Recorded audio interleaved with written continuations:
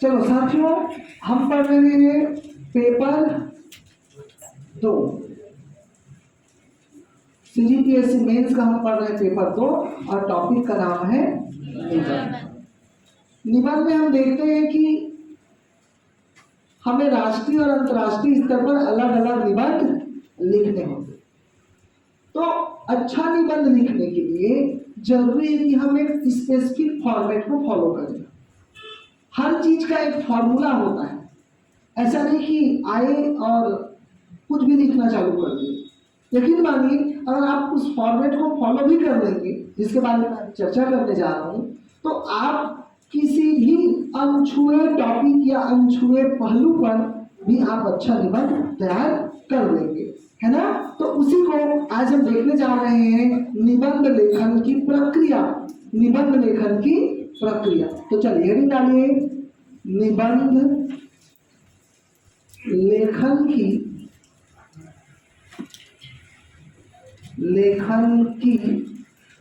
प्रक्रिया, ऐसे writing process क्या है। निबंध लेखन की प्रक्रिया के बारे में हम चर्चा कर रहे हैं। निबंध लेखन की प्रक्रिया, निबंध लेखन की हम प्रक्रिया पर चर्चा करेंगे।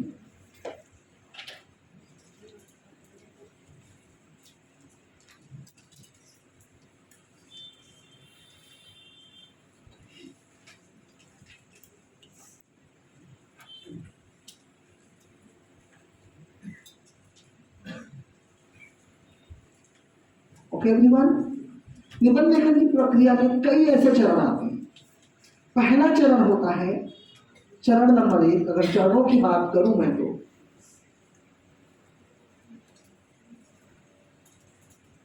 अंडरस्टैंडिंग, दैट मीन्स समझ। निबंध का क्या होना चाहिए? समझ। ठीक है, निबंध का समझ होना चाहिए।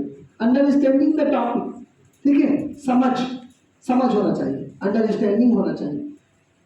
मैं कहूँ अगर कि मैं एक साल में अगर 1000 कॉपी मैं अगर चेक करता हूँ तो उसमें से 500 ऐसे बच्चे होते हैं जो कुछ भी लिखते हैं। उनको लगता है कि हम अच्छा लिख के आए, नंबर कैसे नहीं मिला। ठीक, तो आप टॉपिक को समझेंगे नहीं तो नंबर आपको नहीं मिलेगा। क्वेश्चन आया हुआ है, छत्तीसगढ़ में नक्सलवाद की समस्या पर निबंध लिखें और सुझाव दें। ये है टॉपिक। और बच्चा ने कैसा निबंध लिखा? उसने पढ़ा भी नहीं, उसको लगा कि नक्सलवाद, और उसको लगा कि मैं तो पूरा पढ़ के आया हूँ। ठीक है, उसने पूरा विकास से चालू किया और पूरा विकास तक अंतिम तक निबंध खत्म हो गया।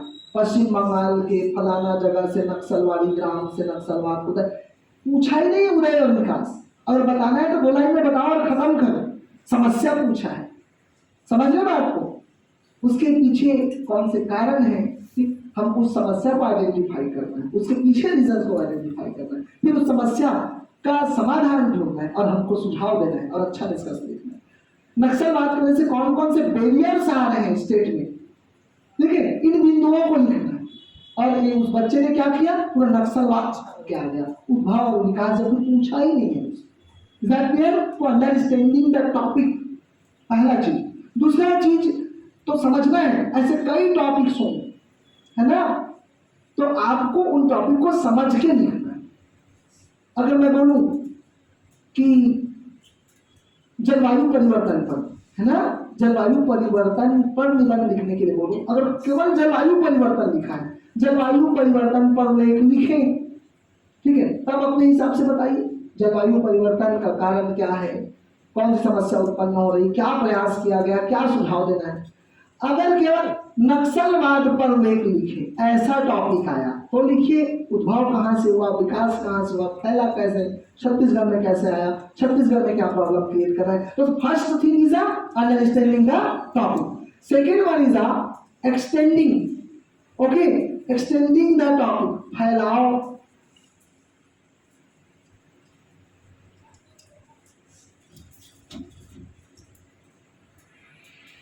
एक्सटेंडिंग द टॉपिक, इसका मतलब होता है फैलाव, फैलाव करना, फैलाना। कैसे फैलाना है अब आपको, ठीक है। तो नए बिंदु, नए आयाम की तलाश करना है, नए आयाम की खोज करना है। नए आयाम की क्या करना है, हमें खोज करना है, ठीक है।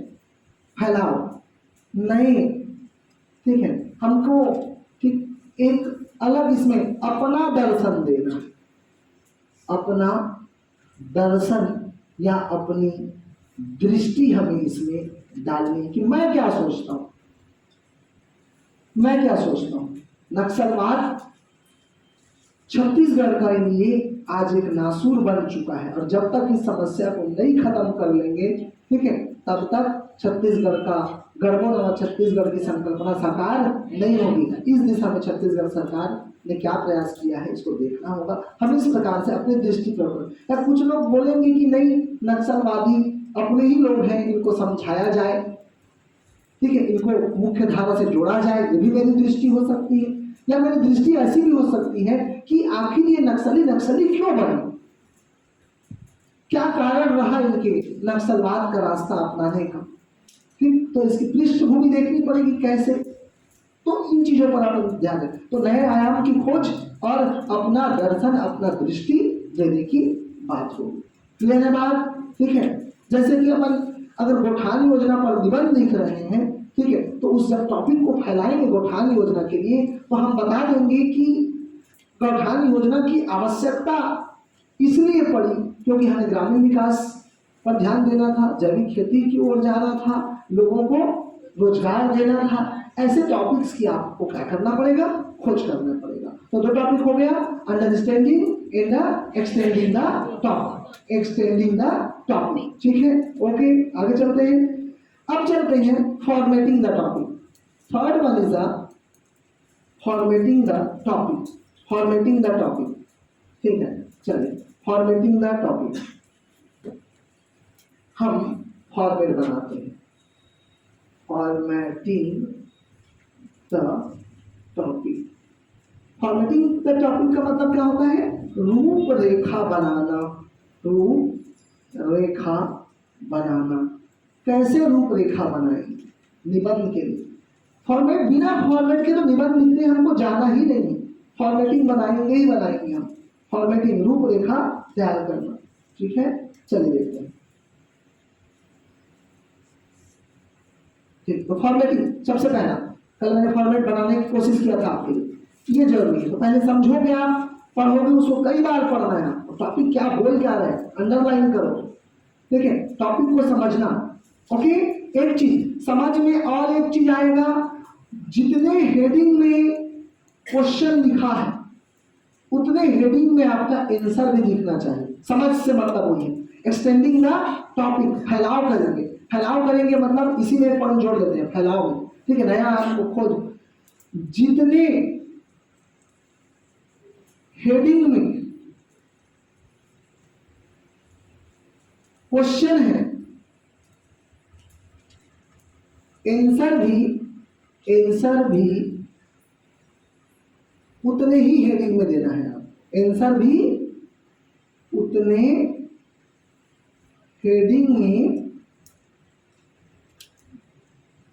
देना है, आंसर भी उतना हेडिंग में क्या करना है आपको देना है। एक पॉइंट जोड़ दीजिए उसमें, इसका क्या मतलब है, मान लीजिए मैंने कोई निबंध दिया आपको और निबंध में लिखा है कि नक्सलवाद की समस्या, समाधान, सुझाव और छत्तीसगढ़ सरकार के प्रयास को बताओ। कितने हेडिंग हो गए उसमें, 4 हेडिंग। तो आपके बॉडी में ये रूपरेखा जब बनाऊंगा तो बॉडी में वो चारों हेडिंग मुझे यहाँ दिखना चाहिए। ऐसा नहीं कि निबंध भी लिख दिए, मुझे जो क्वेश्चन में पूछा गया है वो आंसर में एज इट इज हेडिंग में दिखना चाहिए। ये बहुत जरूरी चीज है। जितने हेडिंग में आपसे पूछा गया है आप उतने हेडिंग में क्या करोगे, आंसर दोगे, उतने हेडिंग में आंसर होना चाहिए। बिल्कुल, इसको इसी पर भी बॉडी में बताने वाला हूँ। तो सबसे पहले फॉर्मेटिंग में हम सबसे पहले क्या देंगे, इंट्रोडक्शन देंगे। चलिए यहाँ पर फॉर्मेट मैं बता रहा हूँ, इंट्रोडक्शन। फॉर्मेट में सबसे पहले क्या होगा, नीचे लिखोगे फॉर्मेटिंग में इंट्रोडक्शन, मतलब इसी को बोलते हैं क्या जी, भूमिका। दैट्स वन, भूमिका। पहला हेडिंग, इंट्रोडक्शन देंगे हम भूमिका बनाएंगे, क्या है उसकी भूमिका, ठीक है। प्रस्तावना।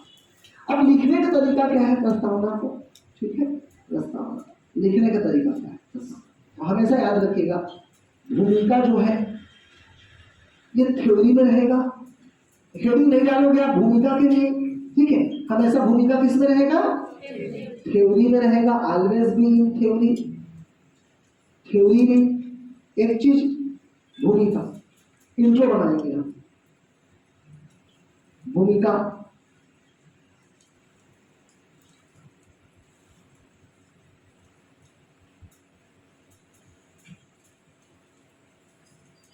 और दूसरा चीज, इंट्रो में एक चीज और मैं बोल रहा था, एक तो ये थ्योरी में अपन लिखेंगे भूमिका को,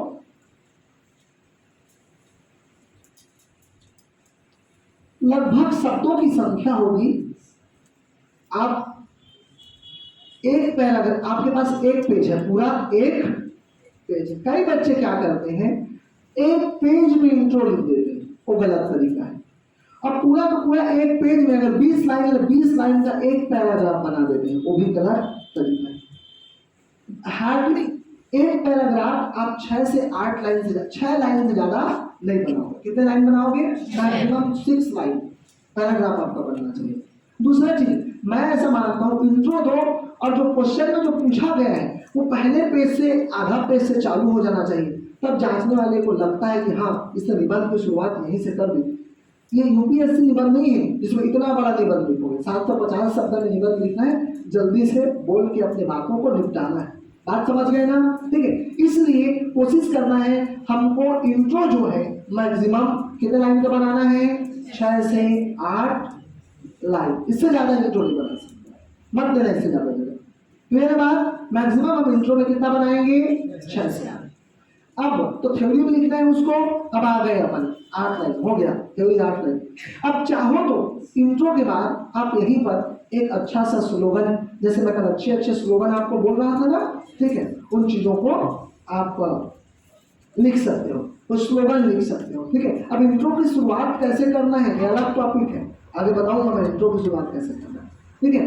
अब आ जाते हैं अपन, ठीक है, बॉडी पर। बॉडी तो वो इंट्रो हो गया, अब मैं लिख रहा हूं क्या, बॉडी। बॉडी का मतलब क्या होता है, निबंध का ये मेन सिर है जो थ्योरी में लिखाएगा। क्लियर बात, बॉडी का मतलब अलग अलग लिखना है, हाथ है ये, पैर है ये, पेट है ये, टांग है ये, बिल्कुल बॉडी का यही मतलब होता है। अब बॉडी क्या है, जितने हेडिंग में क्वेश्चन पूछा गया है उतने हेडिंग को, कुछ नहीं करना है तुमको, कुछ नहीं करना, तुमको वही करना है जो पूछा है, खुद दिया है, नहीं दिया है तुम अपने हिसाब से बना लेना। बात समझ गए, ठीक है। तो सबसे पहला पॉइंट क्या है, बॉडी में क्या है, क्या है। मान लिया जाए कोई चीज पूछा है, नक्सलवाद पर लेख लिखे तो बताओगे सबसे पहले नक्सलवाद क्या है, क्वेश्चन मार्क, ठीक है, बिल्कुल बताओगे क्या है, व्हाट इज। साइड में लिखना बॉडी, हम बॉडी पढ़ रहे हैं, अब हेडिंग में रहेगा ना पूरा, बॉडी ऑलवेज किस में रहेगा, heading, body always be in heading. तो पहला पॉइंट होगा क्या है, तो लिखो उसी में बेस कर लिखो क्या है, में जो टॉपिक पूछा गया है उसके बारे में बताएंगे।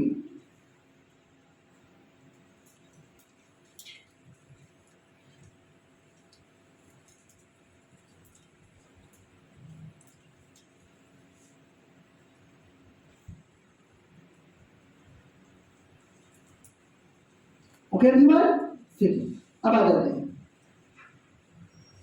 क्या है, हो गया, तो जो टॉपिक पूछा गया है उसके बारे में बताएंगे, ठीक है।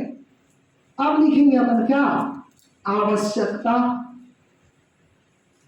आवश्यकता, नीड, नीड, नीड, लेकिन नीड ऐसे जगह में लिखेंगे जो सकारात्मक निबंध है। बात समझ गए। अब बेरोजगारी पर निबंध, तो बेरोजगारी की आवश्यकता है क्या, शराबखोरी पर निबंध, आवश्यकता लिखोगे क्या, पीना चाहिए स्वास्थ्य ठीक होता है, कवासी नकमक बयान सुन लो ना कल, ठीक है, वो ऐसे बोल रहे थे कि स्वास्थ्य के लाभदायक है, हाँ बयान सुन लेना यूट्यूब पर, ठीक है। तो जरूरत है समझने का। ठीक है, आप जरूरत है वही लिखो, तो लिखो ढेर से लिखो, सकारात्मक निबंध में, सकारात्मक और योजनागत निबंध में, सकारात्मक और योजनागत निबंध में हमें नीड की आवश्यकता है। ओके, पॉजिटिव ऐसे एंड फ्लैट बेस्ड ऐसे पर हम आवश्यकता लिखेंगे, आवश्यकता हेडिंग डालेंगे, और why we need Gothan scheme, why we need Rajiv Gandhi Kisan Nyay योजना। ओके, है ना, कुछ भी सकारात्मक टॉपिक है, हम उस पर केवल योजनागत पर ही नहीं, why we need make in India, why we need digital India, आवश्यकता लिखो यहाँ पर, जरूरत। अब नक्सलवाद करें, अब नकारात्मक टॉपिक पर आ रहा हूं, तो वहां पर सीधा आ जाएंगे कारण, the reason behind it, reason behind it, reason.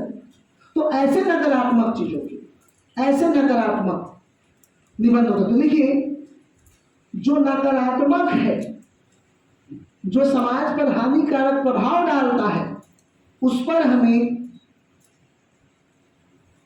कारण लिखना है। अपने हिसाब से लिखो, फटाफट जल्दी करो।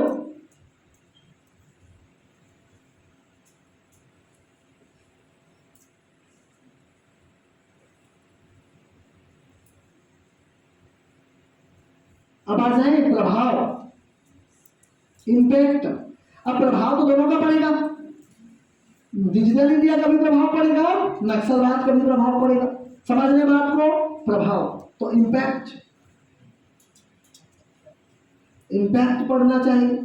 अब अच्छा और बुरा, नक्सलवाद है तो बुरा और डिजिटल इंडिया है तो अच्छा, लेकिन यहाँ पर दोनों लिख लो। प्रभाव दो तरह से होते हैं, कुछ ऐसी चीजें हैं जिसका दो प्रभाव, अरे डिजिटल इंडिया का दो प्रभाव है, सकारात्मक and merits and demerits. Okay, तो सकारात्मक प्रभाव और नकारात्मक, positive impact and negative impact also. So digital India benefit as a fast transaction, digital transaction, easy cash. Okay, growing India, purchasing fast, but demerits कौन कौन से हैं? Increasing cyber crime, fraud, okay, phishing, okay, hacking, तुम्हारे personal data कोई, अरे Facebook सबसे अच्छा उदाहरण है, पैसा मांग ले रहे हैं सबसे, भाई समझ रहे हो। मेरी नई नई शादी हुई थी और मेरा भी कोई फेक आईडी बना दिया था, मैं डर रहा था मेरे ससुराल वाले उसको पैसा मत मांगे। समझ रहे हो बात को, सही बात बोलो, ठीक है। तो ऐसी घटनाएं हो रही है, तो ये आर चीजें हैं, समझ रहे हो बात को, इंटरनेट तकनीक की।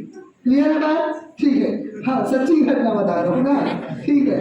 चलो आगे बढ़ो, फिर प्रभाव पर लिख लेंगे अपन सकारात्मक, तो दोनों चीजें होंगी। लेकिन नक्सलवाद में केवल कौन से प्रभाव होंगे? डिमेरिट्स होंगे, उसके सकारात्मक प्रभाव नहीं सर। आई बात समझ में। अब कुछ अर्बन नक्सल उसके सपोर्ट करेंगे तो हो सकता है वो बोल दें कि इससे ठीक है न्याय मिलता है, तो ऐसा थोड़ी ना होगा, तो गलत है। आप किसी भी तरह से आतंकवाद, नक्सलवाद, क्षेत्रवाद का सपोर्ट नहीं करेंगे अपने निबंध में, आप किसी भी विचारधारा को, इस बात को ध्यान रखिए। निबंध आंसर राइटिंग से लेकर इंटरव्यू तक तुमको कंट्रोल करना है, उसके बाद तुमको जो मन करना है करना। बात समझ गए? हाँ, मैं बहुत लोग समझाता हूँ, ऐसे बहुत सारे ऐसे विचारधारा के लोग आते हैं, बात समझ रहे। जब मैं इंटरव्यू लेता हूँ तो ऐसे भी लोग आते हैं जो ये बोलते हैं कि नहीं, नक्सलवाद सर अपने जगह पर सही है, कश्मीर में आतंकवाद अपने जगह पर सही है, ऐसे लोग भी आते हैं।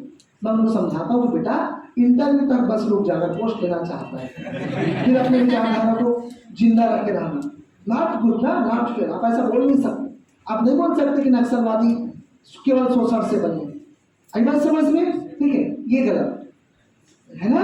तो बहुत सारी चीजें हैं, आप अपना विचार नहीं थोप सकते, आपको न्यूट्रल रहना पड़ेगा अगर सिविल सर्विस एस्पिरेंट बन रहे हैं तो। ठीक है, चलिए आगे चलिए। प्रभाव समझ गए, निगेटिव एंड पॉजिटिव इफेक्ट आपको लिखना है, ठीक है। चलिए अब क्या आ जाता है, अब प्रभाव के बाद अपन देखो वर्तमान स्थिति लिख सकते हैं कि नहीं? वर्तमान स्थिति, वर्तमान स्थिति, the current scenario, the current situation, current status, current status, current status हम लिखते हैं, करेंट स्टेटस। आई बात समझ? अब इसमें क्या लिखेंगे अपन? Current status. अरे नक्सलवाद है तो उसका करेंट स्थिति बता देंगे, वही वर्तमान आंकड़े ही तो बोल रहा हूँ। कल एक पॉइंट बढ़ाया था ना वर्तमान स्थिति में, हम आंकड़े देंगे यहाँ पर, आंकड़े, वर्तमान आंकड़े, वर्तमान आंकड़े देंगे, वर्तमान आंकड़े देंगे, ठीक है। बताएंगे कि घटा कि बढ़ा, और फ्लो चार्ट देंगे। यहीं पर, यही वो जगह है, ठीक है, जहां मैं अपने राज्य के सभी विद्यार्थियों से बोलता हूँ कि बेटा फ्लो चार्ट बना दो। अब फ्लो चार्ट बनाने का तरीका कैसे होगा, मैं इसका भी सिनॉप्सिस दे रहा हूँ। फ्लो चार्ट कहाँ बनाओगे? आपका ये पेज है, ठीक है, फ्लो चार्ट हमेशा कहाँ बनेगा? साइड में बनेगा। आप फ्लो चार्ट यहाँ बनाओ, बिल्कुल फ्लो चार्ट बनाइए यहाँ पर सबके सब। ये अगर कोई चीज घटा है, अगर कोई चीज बढ़ा है, तो अगर मैं डिजिटल इंडिया पढ़ाना चाह रहा हूँ, ऑनलाइन ट्रांजैक्शन पढ़ा रहा हूँ, तो कल मैंने बताया था बिना डाटा के भी आप फ्लो चार्ट बना सकते हैं और ये बता सकते हैं डिजिटल ट्रांजैक्शंस बढ़े हैं, ठीक है, 2000, ठीक है, 2010, 2015, 2020, 2022 ऐसे करके ले लीजिए और ये बता दीजिए report government of India, that's it, ठीक है। ये फ्लो चार्ट और थ्योरी बगल में लिखाएगा। यहाँ पर क्या लिखना है आपको? थ्योरी लिखना है, थ्योरी लिखना है, और क्या लिखना है? केवल थ्योरी लिखना, that's it, the best of it. बिल्कुल आपकी कॉपी एकदम सजी हुई होनी चाहिए, लाइन खींचा हुआ होना चाहिए, फ्लो चार्ट बनना चाहिए बगल, और ऐसा कुछ भी नहीं बना दो। जैसे कि याद करो, आप पुस्तक में देखते हो ना, कोई डायग्राम जब ऐसे बना रहता है तो अलग से वो दिखते रहता है ना, ठीक है, तो वो भी ऐसे अलग से आप चाहो डब्बा बना दो, आई बात समझ में, ठीक है, और बिल्कुल ऐसे लाइन यहीं तक खत्म होना चाहिए, ऐसे एकदम सुंदर लिखना चाहिए। ऐसे कई बच्चे कैसे डायग्राम बनाते हैं, ऐसे डायग्राम बना देंगे यहाँ पर, ऐसे कर कुछ भी और ऐसे लिख देंगे, यहाँ तक आधा लेटर यहाँ आ जाएगा, आधा यहाँ आएगा, फिर आधा यहाँ घुस जाएगा, तो समझ नहीं आएगा कौन डायग्राम है और कौन। तो ये नहीं करना, सुंदर दिखाना, ये जरूरी है मेंस ऐसा राइटिंग में। कई ऐसे बच्चे हैं, कई ऐसे कॉपियाँ मैं देखता हूँ जहाँ आंसर राइटिंग स्किल, ठीक है, और वे ऑफ प्रेजेंटेशन से भी लोग टॉप पोस्ट अचीव कर लेते हैं। इस बात को कभी नहीं भूलना है। बात समझ आ गया? क्या करना है अपने को, ठीक है, बिल्कुल। तो यही जगह है जहाँ फ्लो चार्ट बनाना है, क्लियर बात? तो वर्तमान स्थिति आंकड़े, तो वर्तमान आंकड़े ही दोगे। अगर डिजिटल इंडिया है तो बताओगे बढ़ रहा है, आत्मनिर्भर भारत तो बताओगे बढ़ रहा है, ठीक है, और बताओगे आत्मनिर्भर भारत, तो आत्मनिर्भर भारत जब बता रहे हैं तो इसके कौन कौन से क्षेत्र में बढ़ा? हाँ जी, वर्तमान स्थिति, ठीक, तो आत्मनिर्भर भारत, अब मैं गिना रहा हूँ, जैसे मैं लिखाऊंगा तो रक्षा के क्षेत्र में आज हम आत्मनिर्भर हो गए। पहले भारत आयात करता था, आज हम निर्यात करें। आयात आज भी करते हैं, ऐसा नहीं कि आयात नहीं करते, जो नीड है वो तो करेंगे ना, लेकिन आज हम रक्षा उपकरण बेच रहे हैं, ठीक है, ये परिकल्पना भी हमने नहीं किया था, ठीक है। मेक इन इंडिया से हमने वैक्सीन बनाया, जिसकी कल्पना तक हमने नहीं किया था, और लोगों को बेचा भी हमने, ठीक है। आज हम एक एक चीज को गिनाना है। खिलौना मार्केट, तुम लोग पता है खिलौना मार्केट भारत का कितना बड़ा है? कई हजार करोड़ का है। आज हम सेल्फ बन गया और व्यापार बाहर बेच रहे हैं। नहीं तो हमारे यहाँ चाइनीज खिलौने चलते थे, आज भी चलते हैं, लेकिन आज हम मेक इन इंडिया से क्या हो, तो बताना है अलग अलग, यही आपने बताना कैसे बता रहा हूँ, अलग अलग एरिया पर बताना है। मेक इन इंडिया, तो मेक इन इंडिया में अपन ने क्या रक्षा बताया, फार्मास्यूटिकल बताया, मेडिसिन क्षेत्र, ठीक है, तीसरा खिलौना उद्योग, चौथा कृषि सेक्टर बताइए, कृषि में भी हम आत्मनिर्भर बने, और एक सेक्टर आप खुद बताइए, बता सकते हैं अगर तो कौन सा सेक्टर जहाँ इंडिया आत्मनिर्भर बना है? और अंतरिक्ष स्पेस में हम, ठीक है, आत्मनिर्भर है। दूसरे देश के लोग हमारे पास आते हैं कि भैया हमारा रॉकेट ऊपर पहुंचा दो करके, हम पैसा लेते हैं, अभी लेटेस्ट एग्जाम्पल बताओ तो ब्रिटेन के 36 उपग्रह हमने छोड़े हैं। 1000 करोड़ ब्रिटेन इंडिया को देगा उस 36 उपग्रह को पहुंचाने के लिए। सोचिए, वह इसरो जो कभी साइकिल के कैरियर में अपना रॉकेट को लेकर लॉन्च करता था, आज वो इसरो कहाँ पहुंच चुका है। आप समझ रहे हो? ठीक है, हर क्षेत्र में। और बता सकते हैं अपन, कृषि हो गया, रोबोटिक्स बता सकते हैं, अब बोल सकते हैं कि वो घरेलू उद्योग में भी हम आत्मनिर्भर हुए, सेमीकंडक्टर में भी हुए हैं, क्या बनाना चालू कर दिया है। ठीक है, तो ऐसे सेक्टर्स को बता सकते हैं। ये क्षेत्र यही वर्तमान आंकड़े, यही नंबर दिलाने वाले हैं। इस बात को ध्यान रखिए आप। बहुत कम लोग नजरअंदाज, बहुत ज्यादा लोग इसको नजरअंदाज करते हैं इस सेक्टर्स को, और मैं बोलता हूँ यही सेक्टर्स है जो दिखाने का आपको मौका देगा कि आपका निबंध कैसा है, आपने उस डाटा को दिया है कि नहीं दिया। यही वह प्रमुख सेक्टर है। बात समझ गए? ठीक है, अब आते हैं वर्तमान। लेकिन ऐसा नहीं है कि सरकार ने कुछ प्रयास नहीं किया हो, या इस अभी देखो, मान लीजिए मैं नक्सलवाद बता रहा हूँ तो मैं बोलूँगा नक्सलवाद ने ये नुकसान पहुंचाया, ये हानि पहुंचाया, इंफ्रा तोड़ा, स्कूल तोड़ा, आदिवासियों का जीवन छीना, हत्या किया, ऐसा बताएंगे। पर ऐसा नहीं है कि सरकार ने इसके लिए कोई प्रयास नहीं किया है। सरकार प्रयास कर ही रही है। एक चीज हो गया। अब यही सकारात्मक निबंध है, मेक इन इंडिया में इतना बढ़ा, ये हुआ, महिमा मंडन करेंगे, हम ग्लोरीफाई करेंगे, फिर बोलेंगे इस विकास के पीछे सरकार के निम्न प्रयास। ठीक है, सरकार के जो निम्न प्रयास जो सरकार ने किया है वह इसके लिए क्या है, जिम्मेदार है, या इस विकास के लिए सरकार ने प्रयास किया है जिसका विवरण निम्न है। अब हम क्या बताएंगे यहाँ पर, नेक्स्ट हमारा अगला पॉइंट हो जाएगा क्या, प्रयास, एफर्ट्स। प्रयास, हम एफर्ट्स करेंगे। एफर्ट्स, प्रयास, कौन कौन से प्रयास किया है? तो प्रयास कई प्रकार के हो सकते हैं। प्रयास में आप अलग अलग प्रयास कर सकते हैं। ठीक है, प्रयास में अब प्रयास कैसे लिखेंगे आपको पता है, जगह के हिसाब से लिखेंगे। आप समझ गए? अब तो पूरा पेज भर सकते हो प्रयास। ठीक, जगह नहीं है तो चुपचाप सबको एक साथ गिनाओ पॉइंट में। समझ गए बात को, ये लाया, ये लाया, ये लाया, ये लाया। अगर जगह है, समय है और प्रयास पर फोकस किया गया है अगर उस निबंध में, ठीक है, तो मैं चाहता हूं आपका जो प्रयास होना चाहिए वो एक तो हो सकता है संस्थागत प्रयास। कैसा प्रयास? संस्थागत प्रयास, इंस्टीट्यूशनल, संस्थागत प्रयास, इंस्टीट्यूशनल एफर्ट्स प्रयास हो सकता, इंस्टीट्यूशनल एफर्ट्स हो, या फिर ठीक है दूसरा होगा कि संवैधानिक प्रयास। हर चीज के लिए संविधान में कोई ना कोई प्रावधान हम खोज के निकाल लेंगे, देखना। ठीक है, संवैधानिक प्रयास, संवैधानिक, कॉन्स्टिट्यूशनल, संवैधानिक प्रयास हम लिखेंगे, संवैधानिक प्रयास। ठीक है, और क्या हो सकता है, मेरा सबसे फेवरेट है, मेरा जो मैं हर बच्चे से बोलता हूँ, कुछ संवैधानिक छोड़ दोगे, योजनागत प्रयास। ये जरूर लिखें, योजनागत प्रयास, योजनागत प्रयास, ये आपको सबसे बढ़िया तरीका है, योजनागत प्रयास। ठीक है, तो हमने संवैधानिक प्रयास देखा, संस्थागत प्रयास देखा, हमने योजनागत प्रयास देखा। तो इन तीन प्रयासों से आप अपने आंसर्स को और बढ़िया बना सकते हैं। लेकिन अगर जगह नहीं है तो हम बोल सकते हैं कि सरकार ने, ठीक है, आदिवासियों के विकास के लिए एसटी आयोग की स्थापना किया, उन्हें नौकरी में आरक्षण का प्रावधान रखा 16 में।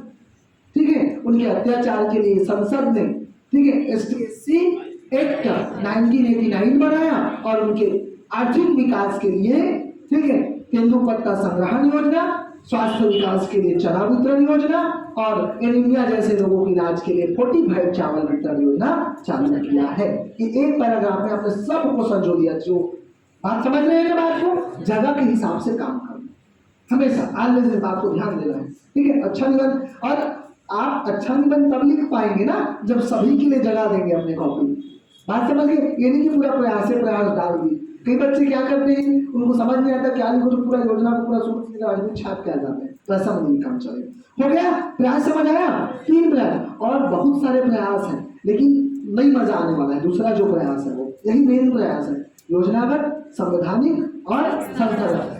और लगे कि ये न तो योजना है, न तो संविधान में है, न तो संस्था है, तो क्या लिखोगे? अन्य प्रयास। क्या लिखोगे आप? अन्य प्रयास। अन्य प्रयास, बस यार हो गया भाई। अन्य प्रयास नहीं होता, सामाजिक प्रयास नहीं हो सकता क्या? हो सकता है अन्य प्रयास, ठीक है। सरकार ने जागरूकता लाने का प्रयास किया, बोल दो, ठीक है। एडवर्टाइजमेंट आया, बोल दो। विज्ञापन के द्वारा प्रयास किया गया, बोल दीजिए भाई। मान ली जाए मैं घरेलू हिंसा पर निबंध लिख रहा हूँ, तो अन्य प्रयास बताना पड़ेगा। संवैधानिक प्रयास बताऊंगा, संस्थागत बताऊंगा, महिला आयोग बनाया गया, अलग अलग आयोग बनाया गया, योजनागत प्रयास बताऊंगा, ठीक है। फिर उसके बाद बोलेंगे भाई अन्य प्रयास में क्या आ जाए? टीवी एड भाई आता है ना, एक टीवी में एड आता है, देखना अभी भी टीवी में एड आता है। अगर कोई घर में आवाज आ रही है, कोई किसी को मार पीट रहा है, तो उस घर की घंटी को जाके दबाना है और पूछना है शक्कर है क्या? समझ लो बात को।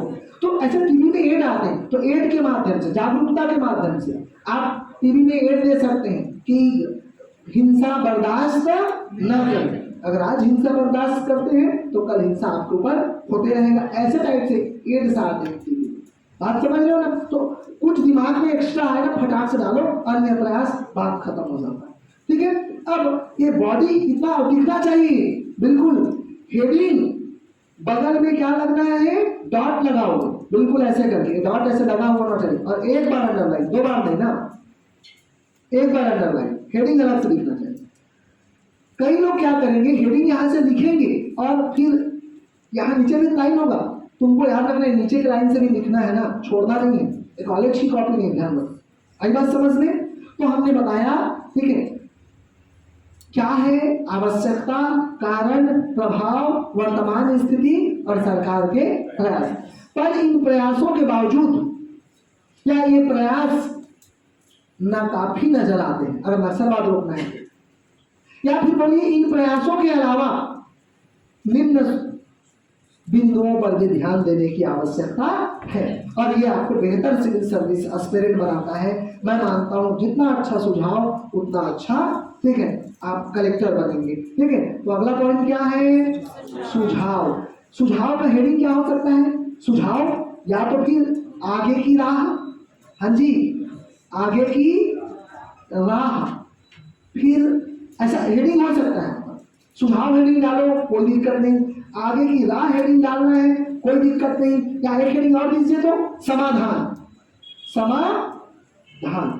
ये 3 हेडिंग पर आप जा सकते, कोई एक चुन लेना अपने मन से, कोई एक चुन लेना अपने मन से, ठीक है। तीनों नहीं लिखना है, कोई एक। समाधान किसी को लग रहा है समाधान अच्छा है तो समाधान लिखना है, और किसी को लग रहा है कि सुझाव लिखना है तो सुझाव लिखिए। आगे की राह भी लिखते हैं बहुत लोग, तो आप आगे की राह नामक हेडिंग भी डाल सकते हैं। क्लियर है बात? ठीक है। इतना सब लिखने के बाद अब अंतिम बारी आएगा आपका निष्कर्ष लिखने, ठीक है। अब सवाल ये है कितना कितना शब्दों में लिखें, है ना, इन सब के लिए। तो अगर मैं बात करूं तो नॉर्मल चीज अगर सबके लिए अपन 10-10 लाइन भी बांट दें, ठीक है, चलिए इसको अपन इंट्रो अपन कितना लाइन में लिखते हैं? 6 से 8 लाइन। मैं क्या है तो 10 लाइन तो नहीं लिखेंगे इसके लिए, ठीक है। क्या है तो मुश्किल से, ठीक है, अपन 40 से 50 वाला 4 से 5 लाइन, बात समझ गए? 40 से कितना लाइन? 50 वर्ड। और मैं 40-50 बोल रहा हूँ, मतलब एक लाइन में कितने वर्ड? 10, मतलब 4 से 5 लाइन, ठीक है। आवश्यकता, नीड, इस नीड को भी अपन लिखेंगे, ठीक है। नीड और आवश्यकता एटलीस्ट इसको अपन लिख सकते हैं 60 वर्ड, 6 लाइन। कारण, ठीक है, कारण के लिए अपन 100 वर्ड में लिख सकते हैं। नक्सलवाद पर अपने कारण क्या है? प्रभाव 100 वर्ड, 100 वर्ड। आप नहीं भी लिखोगे चलेगा, कोई दिक्कत नहीं, मैं बस बता रहा हूँ, जोड़ के बता रहा हूँ तुम लोगों को। वर्तमान स्थिति 100 वर्ड, 100 वर्ड। अब आ जाते हैं प्रयास, ठीक है, ये भी 100 वर्ड। सुझाव 50 to 60 वर्ड। सुझाव कितना वर्ड में? 50 to 60 वर्ड। ऐसे लिखते चलना है। कितना हो गया? 10, 20, मतलब 100 वर्ड, 200, 300, 400, 500, ठीक है, दोनों को मिला के, ठीक है, 600, 700 लगभग वर्ड हो गए हैं। बात समझ रहे हो ना? आप घटा बढ़ा सकते हो, कोई दिक्कत नहीं। बीच में श्लोक भी डालेंगे, अंतिम में भी श्लोक डालेंगे। तो मैं आपको लगभग 750 तक पहुंचाऊंगा। कॉपी बड़ी है तो 850 तक अपने को लिखने का प्रयास करना है। नॉर्मल चलेगा, कोई बढ़ जाएगा कोई घट जाएगा, कोई दिक्कत नहीं उसमें। मान लीजिए केवल समस्या पर बात आ गई, नक्सल समस्या पर, तो फिर 200 वर्ड में लिखना पड़ेगा उसको। छत्तीसगढ़ में कौन कौन समस्या पैदा कर रहा है, समझ रहे बात को? ठीक है, तो वो आगे पीछे हो सकता है। अब आते हैं एक अच्छा सा, हमको क्या देना है जी? सुझाव या निष्कर्ष। तो याद रखिए, चलो निष्कर्ष। और तो बॉडी नहीं है, अलग से दिखा रहा हूँ उसको, इसमें मत डालना। भूमिका अलग है, ठीक है, भूमिका मैंने स्टार लगाया, हेडिंग नहीं रहेगा। अब फिर से स्टार लगा रहा हूँ, अलग से दिखाओ, साइड में लिखो, क्या लिखना है? निष्कर्ष। हाँ, सुझाव हर प्रकार के निबंध में, सुझाव हर प्रकार के निबंध में ऐसा नहीं है, हर निबंध में सुझाव दिया जा सकता है, ईच एंड एवरी निबंध में दिया जा सकता है। बात समझ गए ना? अब जैसे दोनों में दिया जा सकता है, सही क्वेश्चन कराने, गुड। सकारात्मक निबंध में भी और नकारात्मक में। डिजिटल इंडिया बढ़ रहा है, अच्छी बात है, पर ध्यान रखिए हमें साइबर सुरक्षा को भी मद्देनजर रखकर चलना पड़ेगा। इसके लिए हमें साइबर से हर जिला, हर तहसील में साइबर कैंप खोलना चाहिए, हर व्यक्ति को साइबर सुरक्षा के लिए जागरूक करना चाहिए। नक्सलवाद पर सुझाव दीजिए और बोलिए कि नक्सल घटना को, अब समय आ गई कि नक्सल घटना को समाप्त हमको करना पड़ेगा। इसके लिए मेरा सुझाव ये है कि संवाद संहार की नीति पर चलना चाहिए। जो मानते हैं उनको संवाद करो, मुख्य धारा जोड़ो, जो नहीं मानते हैं उनका संहार भी जरूरी है, क्योंकि वो समाज को नुकसान पहुंचा रहे हैं। प्रशासन के हर एक स्कीम को, ठीक है, गांवों तक पहुंचाया जाना चाहिए, ये सुझाव दीजिए आप। ठीक है, वहाँ के प्रशासनिक अधिकारियों को, ठीक है, वहाँ के लोकल लैंग्वेजेस में वार्तालाप करना चाहिए ताकि जनता का विश्वास प्रशासन पर बना रहे। इस टाइप से सुझाव आपको देना पड़ेगा ना जी। और इस प्रकार से मैं तो देखो इंटरव्यू में भी और मेंस में भी यही बोलता हूँ, हर बच्चा को नक्सलवाद पर जब भी बात करने को मौका मिले, आप बोलिए कि मैं क्या करूँगा, आपसे यही पूछेंगे। इंटरव्यू में भी यही पूछेंगे और मेंस में भी मैं आप कॉपी नहीं देखना चाहूँगा, आप क्या करोगे अगर आपका लिखने का मौका मिलता है नक्सलवाद पर। तो बोलिए कि मैं इंटरव्यू में अगर बैठे हो तो या मेंस में लिख रहे हो तो कि सर मैं जो है वहाँ के स्थानीय लोगों से, ठीक है, स्थानीय लोगों से क्या करूँगा, मिलूंगा, उनसे सुझाव लूँगा, उनसे पूछूंगा और उनकी ज़रूरतों को ध्यान रखूँगा और उनके हिसाब से योजनाओं को उन तक पहुँचाने की कोशिश करूँगा और उनका विश्वास जीतूंगा। और विश्वास जीत करके, ठीक है, नक्सलवाद को मूल रूप से खत्म किया जा सकता है उनके दिल दिमाग मस्तिष्क से। ठीक है, प्रशासन का सहयोग या प्रशासन उनका मित्र है ये बताना पड़ेगा और नक्सली उनके दुश्मन है, उनके विरोधी है ये समझाना पड़ेगा। ठीक है, इस प्रकार से सुझाव दीजिए ना, बोर्ड मेंबर्स भी वहाँ खुश हो जाएंगे और लिखने वाला भी, आपका कॉपी जांचने वाला भी क्या हो जाएगा, खुश हो जाएगा। बात समझ रहे हैं ना? तो हर में सुझाव लिख सकते बेटा। मैं चाहता हूँ सुझाव दे के आओ, कितना भी अच्छा काम कर रहे हैं कोई फिर भी सुझाव दे के आओ। तुम्हारा 2 पॉइंट तो आना चाहिए ना कि ऐसा करना चाहिए। ठीक है, बात समझ गए? गौठान योजना में सुझाव दीजिए ना कि भैया इसको भ्रष्टाचार से मुक्त रखो। ठीक है, और गौठानों में इंफ्रास्ट्रक्चर की व्यवस्था करो, चारा, बिजली, चारा, पानी, ठीक, सब गौठान सुधर जाएंगे। जमीनी स्तर पर कार्य नहीं हो रहा है, सही बात है ऐसा? ठीक है, तो ये सुझाव दीजिए आप। भ्रष्टाचार के भेंट चढ़ रहे हैं सभी गौठान, ये तो सब देख रहे हैं, आई बात समझ में। और बोलिए कि कोई भी योजना किताबों कागजों पर नहीं रहना चाहिए। ठीक, और बता दीजिए। अब जैसे मान लीजिए बेरोजगारी पर निबंध लिख रहे हैं, बेरोजगारी छत्तीसगढ़ सरकार कहती है बेरोजगार यहाँ 0.1% है कि नहीं? ठीक है, तो बताइए आंकड़े ये हैं, पर सवाल यह उठता है क्या यह आंकड़े हकीकत से वास्ता रखते हैं? इस पर एक श्लोक लिखिए कि तेरे फाइलों में जो आंकड़े हैं वो किताबी, ठीक है, तेरे फाइलों में मेरे गांव का मौसम तेरे फाइलों में मेरे गांव का मौसम गुलाबी है, पर ये आंकड़े झूठे और ये डाटा किताबी है। समझ लो ना बात, मतलब ऐसे चीजें दे सकती है भाई। तेरे फाइलों में मेरे गांव का मौसम गुलाबी है, मतलब सब बढ़िया है, एकदम 0% बेरोजगारी दर, गोबर बिल के सब कमा ले रहे हैं, ठीक है। पर वास्तव में ये आंकड़े झूठे और ये दावे किताबी है, ठीक है। फिर से बोलो, अच्छा लगेगा, ताली मत बजाना, ठीक है ना। तेरे फाइलों में मेरे गांव का मौसम जो गुलाबी है, पर ये आंकड़े झूठे और ये दावे किताबी है। तो जांचने वाले को भी नहीं लगेगा कि ये गलत लिखा है करके, हम केवल शक कर रहे हैं उन बेरोजगारी के आंकड़े पर। आई बात समझ, अगर मोदी बोल रहे हैं कि मेक इन इंडिया से सब चीज अच्छा हो गया, तब भी इसको डाल सकते हो।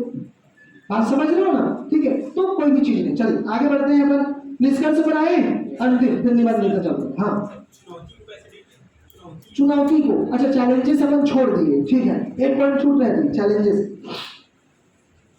प्रयास के बाद एक चीज डाल लो, सुझाव से पहले चुनौती। चुनौती या वर्तमान स्थिति, कोई भी एक जगह डाल सकते हो, चुनौती यहां डलेगा, या तो वर्तमान स्थिति के बाद या फिर प्रयास के बाद। चुनौती, चैलेंजेस, चुनौती, एक पॉइंट छूट रहा था, चैलेंजेस। हम अपने अच्छे निबंध लिखने में कौन कौन से उस निबंध में चैलेंजेस आते हैं, इनको लिखना पड़ेगा। आई बात समझ में? तो चैलेंजेस क्या क्या हो सकते हैं? बहुत सारे चैलेंजेस। सबसे पहला बात तो मैं दो ही चीज बोलता हूँ, पैसे की कमी, वित्त की समस्या आती है, और दूसरा इंफ्रास्ट्रक्चर की कमी आती है। किसी भी चीज में लिख के आ जाना दोनों चीज को, मेक इन इंडिया, आत्मनिर्भर भारत, डिजिटल इंडिया, ठीक है, हर चीज में इनकी कमी आएगी। अब नक्सलवाद में कौन कौन सी समस्या आएगी, ठीक है, नक्सलवाद में क्या क्या समस्या आएगी? तो नक्सलवाद में समस्या आएगी, चुनौती क्या है? तो सबसे पहले राजनीतिक इच्छा शक्ति चुनौती है, राजनीतिकरण चुनौती, चैलेंजेस, क्लियर बात, ठीक है। और चैलेंजेस ये है कि अपने जो लोगों को है ना, उनका जो समझाना, उनका जो रिवर्स ब्रेन वॉश कर दिया गया है, तो उसको ब्रेन वॉश कर दिया गया है नक्सलियों द्वारा, उसको रिवर्स ब्रेन वॉश करना चुनौती है। नक्सलवाद को मिटाने के लिए मेन चुनौती है हमारे लिए, छत्तीसगढ़ के लिए, बिहार और पहाड़ी क्षेत्र का होना। आई बात समझ में? ये भी चुनौती है, इन चीजों को अपन बता सकते हैं। तो ऐसे अलग, हर चीज में अलग अलग चुनौती हो, बात समझ रहे हो ना, ठीक है। गौठान योजना में क्या चुनौती होगी? भ्रष्टाचार, प्रमुख चुनौती, इंफ्रास्ट्रक्चर की कमी, सही नीति की कमी चुनौती है, राजनीतिक इच्छा शक्ति, ठीक है, प्रशासनिक निष्क्रियता डाल सकते हो। अगर मजाल है किसी जगह का, अगर जनपद सीओ अगर एक्टिव हो और उस क्षेत्र का गौठान अच्छा ना हो, ठीक है, लेकिन वही प्रशासनिक निष्क्रियता है, आपको मतलब नहीं है। बात समझ गए ना? तो चुनौती ऐड कर देना भैया। अब निष्कर्ष में आते हैं, चलो, द फाइनल निष्कर्ष इज,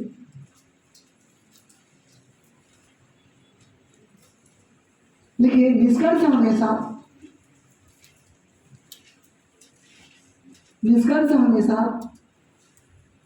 सकारात्मक सुझावों पर आधारित हो।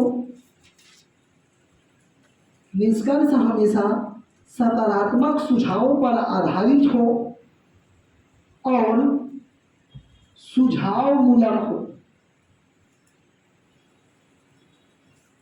और सुझाव मूलक हो, और सुझाव मूलक हो, और सुझाव मूलक हो।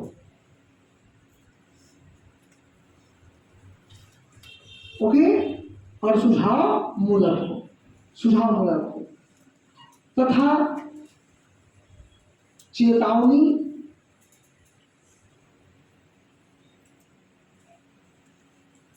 और संभावनाओं पर जोर दिया जाना चाहिए, तथा चेतावनी और संभावनाओं पर जोर दिया जाना चाहिए।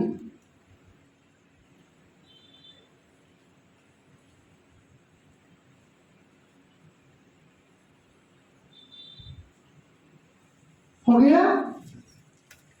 चेतावनी और प्रस्तावना पर जोर दिया जाना चाहिए। जैसे एग्जाम्पल को लिखो, एग्जाम्पल में कैसे कैसे लिख सकते हो? एग्जाम्पल बता रहा हूँ, जोड़ दिया जाना चाहिए। एग्जाम्पल अपन बोल सकते हैं ना जी, अभी नहीं तो कभी नहीं, ऐसा नहीं हुआ तो, अब समय आ गया है, ऐसे शब्दों का प्रयोग करना है। क्लियर बात? लिखे चले, जैसे एग्जाम्पल लिखिए, अब समय आ गया है, अब समय आ गया है, हो गया एक ठो, ऐसे शब्द है, एक सेंटेंस है, ठीक है। अल्पविराम, अभी नहीं तो कभी नहीं,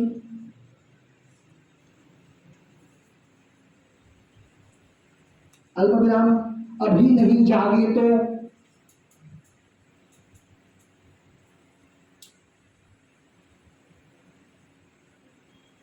ऐसे शब्दों का हम क्या कर सकते हैं, प्रयोग कर सकते हैं। इससे आप विकार उत्पन्न होगा, आपका चमत्कार उत्पन्न होगा आपके वर्डों में, आपके सेंटेंस में, मजा आएगा पढ़ने वालों को। अभी नहीं तो कभी नहीं, अब समय आ गया है कि नक्सलवाद की समस्या को जड़ से खत्म करें और गढ़बो नवा छत्तीसगढ़ की संकल्पना को अदा करें। मैं 2 चीज बताऊंगा निष्कर्ष में भी। अब देखो, अब 2 चीज, अब 2 भाग में बांटो निष्कर्ष को, हमेशा सबको सिखा रहा हूं, ध्यान रखना इस बात। एक राष्ट्रीय निबंध लिख रहे हो और एक छत्तीसगढ़ में, तो मेरा मानना है दोनों निबंध को अलग अलग आदमी चेक करेंगे, ठीक है, अलग अलग आदमी चेक करेंगे। बिठा दो इसको पूरा, एवरीबॉडी याद रखो ना, निबंध लिखवाऊंगा मैं, अभी 1 महीना की क्लास चलेगी, लेकिन उसके पहले जरूरी बेसिक क्या है ये समझ होना, इस बात को ध्यान रखिए। निबंध तो हम करेंगे, और निबंध कोई स्टैटिक थोड़ी ना है, निबंध वो तो डायनेमिक है, ठीक है। आज मैं G20 पर निबंध लिखवाऊंगा, अगले साल G20 पर निबंध नहीं आएगा, अगले साल कोई और निबंध आएगा, बात समझ रहे हो ना, वो तो ये जरूरी, ये permanent. Is that clear? Okay. अब निष्कर्ष में 2 बिंदु, हमेशा मेरे 2 गोल्डन वर्ड्स को डाल के आना है निष्कर्ष। ओके एवरीवन, चलो इधर ध्यान दो। निष्कर्ष में 2 भाग में बांटो, राष्ट्रीय निबंध, राष्ट्रीय निबंध, और एक हो जाएगा राज्य निबंध, छत्तीसगढ़ निबंध। निष्कर्ष में मैं कुछ गोल्डन लाइंस बता रहा हूं, उन गोल्डन लाइंस को आप फॉलो करोगे। चल देखते हैं, राष्ट्रीय निबंध और अंतरराष्ट्रीय, हम निष्कर्ष लिख रहे हैं। मैंने निष्कर्ष में बहुत सारे, और निष्कर्ष थ्योरी में रहेगा, ये भी लिख लीजिए, कोई निष्कर्ष में हेडिंग नहीं डालेगा निष्कर्ष है करके, ये बात शुरू में लिख के रखिए, थ्योरी में होगा, याद रखिए। अब निबंध का फॉर्मेट कैसे बनेगा आपका, सही मायने में देखो तो निबंध का फॉर्मेट ऐसे बन रहा है, देखो, थ्योरी, ठीक है, फिर ये हेडिंग बन रहा है, हेडिंग बन रहा है, हेडिंग बन रहा है, हेडिंग बन रहा है, फिर से अंतिम में क्या बना, थ्योरी, ये बनेगा फॉर्मेट।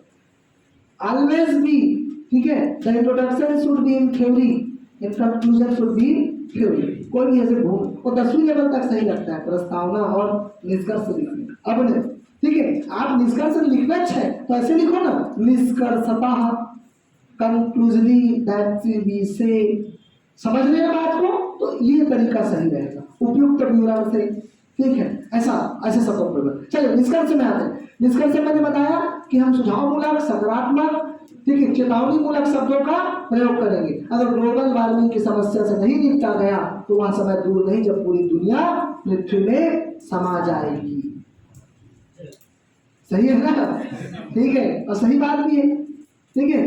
ये समुद्र का सी लेवल बढ़ रहा है, आप सब जान रहे हैं, और आगे 8-10 साल में दुनिया के कई देश समुद्र में डूब जाएंगे। चिंता मत करो, छत्तीसगढ़ नहीं डूबेगा,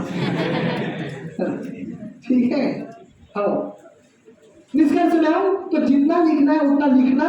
अंतिम वर्ड निष्कर्ष का क्या होगा बता रहा हूं। एक राष्ट्रीय स्तर, तो राष्ट्रीय स्तर पर किसको रिप्रेजेंट करोगे, राष्ट्रीय निबंध जी, भारत निबंध, और एक क्या होगा, छत्तीसगढ़, छत्तीसगढ़ निबंध, छत्तीसगढ़ निबंध, दोनों चीज में अपन क्या लिखेंगे, ठीक है।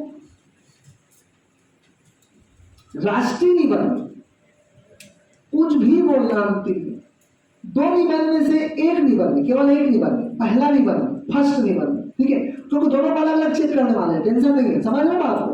तो राष्ट्रीय निबंध के फर्स्ट में जो भी पहला ऐसे लिखो, टॉपिक कोई नहीं हो, आप इंटरचेंज करके भी लिख सकते हो ना, ध्यान रखना। चार्ट हो दिया रहेगा, तुम्हारी मर्जी तुम पहला किसको बनाना चाहो, तो यहाँ पर कोई वो नहीं। तो जो पहला निबंध लिखोगे फर्स्ट ऐसे, ठीक है, फर्स्ट ऐसे जो लिखोगे पहला निबंध में, तो पहला निबंध में आपको लिखना है कि मेक इन इंडिया को अगर हम पूर्ण रूप से पूरा कर लेते हैं तो नया भारत बनाने का संकल्पना हमारा पूरा हो सकता है।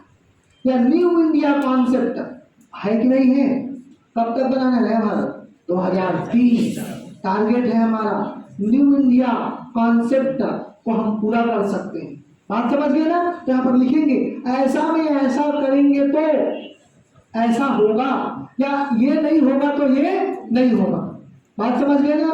अगर भारत से गरीबी नहीं मिटाई गई तो नया भारत का सपना पूरा नहीं हो पाएगा। एक ऐसा लिख सकते हो, लेकिन नहीं वाला पर मैं ज्यादा ध्यान नहीं देता क्योंकि नकारात्मक है। इसके अलावा हम लिखे भारत से पूर्ण रूप से गरीबी मिटाकर सभी को मुख्य धारा में, अगर गरीबी पर निबंध है तो लिखने में क्या जाता है, ठीक है मैं तो हमेशा बोलता हूँ लिखने में क्या जाता है, अगर भारत से पूर्ण रूप से, हाँ तो हम बोलेंगे अब समय आ गए 21वीं सदी में हमें भारत से पूर्ण रूप से गरीबी मिटाकर, ठीक है, एक नया भारत की संकल्पना को पूरा करना होगा। या गरीबी को मिटाकर या आतंकवाद को मिटाकर ही हम नए भारत के सपना या नए भारत की संकल्पना को पूरा कर सकते हैं। न्यू इंडिया कॉन्सेप्ट, बात समझ गए। तो नया भारत की संकल्पना को पूरा कर सकते हैं। और अंडरलाइन इतना लिख के छोड़ देना, पूर्ण विराम लगा देना। तो क्या बोला मैंने, नया भारत की संकल्पना को पूरा कर सकते हैं, कर सकते हैं। That's it, noted common, underline, नया भारत की संकल्पना को पूरा कर सकते हैं, ठीक है। यहां बोल सकते हैं तभी भारत विश्व गुरु बनने के सपने को पूरा, अगर इंटरनेशनल लिख रहे हैं तो विश्व गुरु बनने के सपने को भारत पूरा कर सकता है। ऐसे में ऐसा होगा तो भारत विश्व गुरु बन सकता है, भारत विश्व गुरु बन सकता है, बन सकता है। समझ आया? केवल एक निबंध में लिखोगे ऐसा, भारत विश्व गुरु बन सकता है या नहीं बन सकता है, एक निबंध बस, पहले निबंध में, और अंडरलाइन करो नया भारत का संकल्पना तभी पूरा होगा जब हम गांव गरीब और किसानों को मुख्य धारा से जोड़ देंगे और उनका आर्थिक सशक्तिकरण करने में पूर्ण रूप से सफल हो जाएंगे। बात समझ गए? ठीक है, क्लियर बात। तो नया भारत की संकल्पना तभी पूरा हो सकता है, अंडरलाइन करना है और इस बात को ध्यान रखो। इसी बात को सेम हम छत्तीसगढ़ में लिखेंगे, अलग अलग चीजें लिख सकते हैं। नक्सलवाद को पूरा करके गढ़बोनामा छत्तीसगढ़ की संकल्पना को पूरा किया जा सकता है। आदिवासियों का पूर्ण विकास करके ही, ठीक है, गढ़बोनामा छत्तीसगढ़ की संकल्पना को पूरा किया जा सकता है, ठीक है। छत्तीसगढ़ में से बेरोजगारी मिटाकर ही, ठीक है, एक नया छत्तीसगढ़ गढ़ा जा सकता है। आई मैं समझ, ठीक है। तो सबको देंगे गोबर बिनने का रोजगार, ठीक है। इस बार जीते हैं तो केवल गोबर बिनने का योजना लाए हैं, इस बार जीतेंगे तो कंपलसरी करेंगे, ठीक है। आपको रोजगार मिलेगा भैया, ठीक है ना। तो निबंध तो लिखिए, तो इसमें क्या लिखेंगे, फर्स्ट निबंध में, इसमें भी फर्स्ट ऐसे में, फर्स्ट ऐसे में हम क्या करेंगे, तभी इन्वर्टेड कामा गढ़बो नवा छत्तीसगढ़, गढ़बो नवा छत्तीसगढ़ की परिकल्पना पूरा हो सकता है।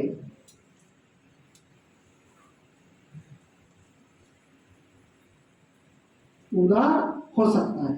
ग्रामीण विकास, ग्रामीण उत्थान के लिए सरकार ने अनेक योजनाएं चलाई हैं, ठीक है। और इन योजनाओं को सही मायने में जमीन पर उतार कर ही हम गढ़बो नवा छत्तीसगढ़ की संकल्पना को पूरा कर सकते हैं। क्लियर बात। गाँव को, महात्मा गांधी के सपनों को, आदर्शों को हम के आधार पर गांव का विकास कर, ठीक है, हम गढ़बो नवा छत्तीसगढ़ की संकल्पना को पूरा कर सकते हैं। ये बात हर निबंध में इसको जोड़ दीजिएगा। जब तक शिक्षित नहीं होगा पूरा छत्तीसगढ़, तब तक गढ़बो नवा छत्तीसगढ़ की संकल्पना अधूरी होगी। इसलिए, ठीक है, पूरा शिक्षित करो, पढ़ेगा छत्तीसगढ़, ऐसा जोड़ोगे तभी तो बढ़ेगा छत्तीसगढ़। That's it। बात समझ गए ना? तो अंतिम में जोड़ना है, कुछ भी अच्छी चीज जोड़ना है। हो गया क्लियर? निष्कर्ष तक पहुंच गए? ये गोल्डन वर्ड्स है। और क्या करना है आपको इनको जी? Underline, underline. अब हो गया पूरा प्रारूप। अब प्रारूप के बाद कुछ चीजें मैं लिखवाऊंगा नोट करके। चलो अलग से लिखिए। हेडिंग डाले सबसे पहले, अच्छा प्रस्तावना कैसे लिखें। चलो हेडिंग डालो, how we can write a impactful introduction of any topic like Naxal, Make in India, G20, presidency, किसी भी टॉपिक पर अच्छा प्रस्तावना कैसे लिखें, अच्छा प्रस्तावना कैसे लिखें, ठीक है। तो मैं मानता हूं, मैंने कल कहा था पहला पॉइंट है प्रस्तावना का, मेरा पहला बिंदु, प्रस्तावना हमेशा अग्रेसिव होना चाहिए। इस बात को ध्यान रखना। ऐसे बनावटी, ऐसे दिखावा वाला, ऐसे, ठीक है, रिएक्टिव टाइप से प्रस्तावना नहीं होना चाहिए। समझ गए बात को? ठीक है। तो प्रस्तावना हमेशा कैसा होना चाहिए? अग्रेसिव प्रस्तावना होना चाहिए। लिखिए चलिए पॉइंट नंबर 1, पहला रूल, ये मेरा रूल है, याद रखिए, ठीक है। किसी भी पुस्तक में आपको खोज डालोगे ना, मार्केट में किस पुस्तक से रात सर लिखवाए देख लेता हूँ, ठीक है, किसी पुस्तक में नहीं मिलेगा, ठीक है। मेरी कल्पनाओं पर आधारित है, मेरे अनुभव पर आधारित है। अग्रेसिव प्रस्तावना लिखने से अच्छा इम्पैक्ट आप छोड़ देते हैं बाकी 3000 और 4000 लोग जो आपके कंपटीटर हैं उनके मुकाबले। आप समझ रहे हो ना? और मैं पहले ही बोला हूँ यार, आजकल वनडे कौन देखता है? T20 का जमाना है, जमाना में ही अग्रेसिव पर आ चुका है। अल्बेट समझ में तो मजा आएगा अग्रेसिव प्रस्तावना। लिखिए पहला point, the introduction should be aggressive. देखिए प्रस्तावना हमेशा अग्रेसिव होना चाहिए।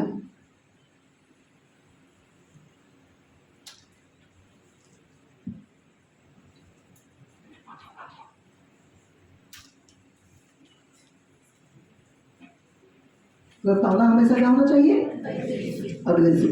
तो अग्रेसिव प्रस्तावना मैंने कल बताया था आप लोगों को, एक दो ठो है ना, कि नारी पर आए तो क्या बोलना है, नक्सलवाद पर आए तो क्या बोलना है, ठीक है, उद्योग बेरोजगारी पर आए तो क्या बोलना है, ठीक है, बहुत सारी चीजें, मानव संसाधन विकास पर आए तो क्या बोलना है, शिक्षा पर आएगा तो क्या बोलना है, ऐसी चीजें पर अपन अग्रेसिव निबंध लिख सकते है ना, और बता सकते हैं कि भैया कि हम हमारा निबंध थोड़ा सा हटके, ठीक है। तो अग्रेसिव निबंध में मैंने कल नारी सशक्तिकरण पर बात किया था और मैंने कहा था, ठीक है, कि आप नारी की जो इंट्रोडक्शन की शुरुआत आप या तो प्राचीन काल से कर सकते हैं, ठीक है, या वही बता सकते हैं कि आज नारी चांद पर पहुंच गई फिर भी पीड़ित है ना, या फिर मेरे तरीके से शुरुआत करिए और बताइए, ठीक है, नारी की भूमिका से आप चालू करिए।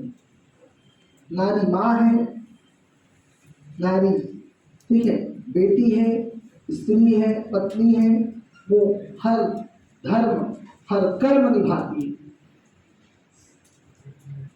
पर इतिहास गवा रहा है नारी तब से लेकर अब तक शोषित और प्रताड़ित होती आई हर दुर्भावनाओं का शिकार रही है। और एक दो लाइन ऐड कर देंगे और बोलेंगे, अबला नारी हाय तेरी यही कहानी, आंचल में है दूध और आंखों में पानी। एक चीज ये हो गया, या दूसरा बोल सकते हैं अपन, और भी है नारी पर बहुत सारी चीजें, ठीक है, नारी पर और भी चीजें, ठीक है, नारी पर एक अच्छा कोट है कि मैं रिमाइंड कर रहा हूं और आप लोगों को सुना रहा हूं, कोशिश कर रहा हूं सुनाने का, ठीक है।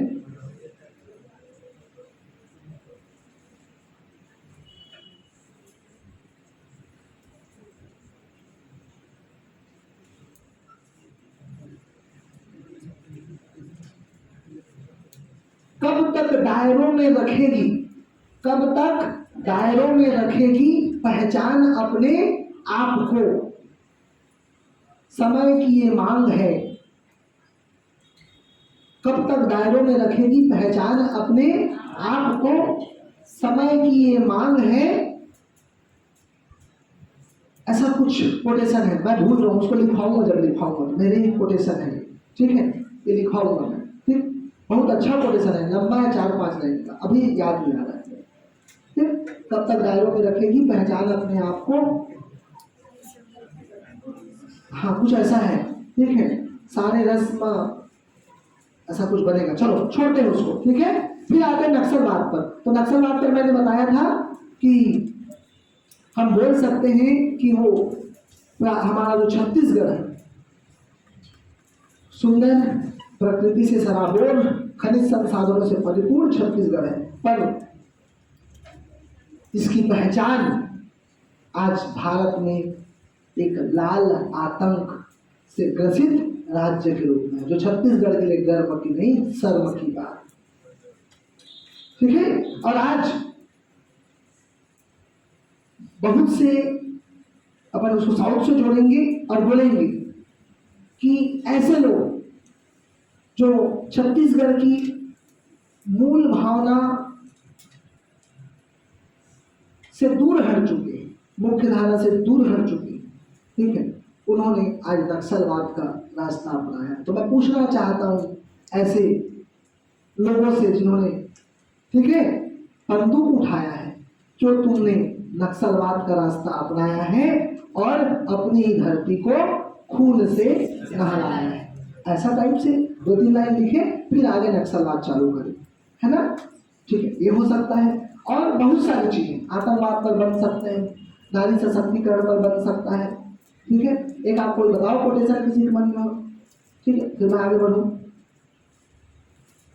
चलिए दूसरा लिखिए, दूसरा पॉइंट लिखिए, हो गया अग्रेसिव, समझ गए ना, अच्छा कोटेशन के साथ में, मतलब अग्रेसिव निबंध लिखे होंगे उसके बाद तो लिखो, तो उसी में पहला पॉइंट जो अग्रेसिव निबंध लिखे हो ना, नीचे रख करके लिख लीजिए अग्रेसिव होने के बाद। अच्छा ये तो अंतिम में तो लिखाऊंगा ना, कोटेशन होना चाहिए करके। दूसरा पॉइंट लिखिए,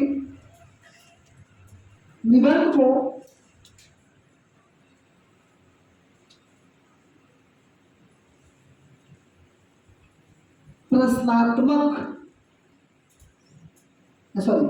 प्रस्तावना को प्रश्नात्मक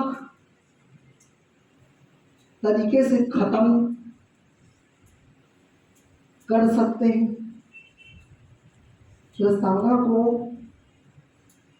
प्रश्नात्मक तरीके से खत्म कर सकते हैं, प्रस्तावना को प्रश्नात्मक तरीके से क्वेश्चन आप लगा सकते हैं।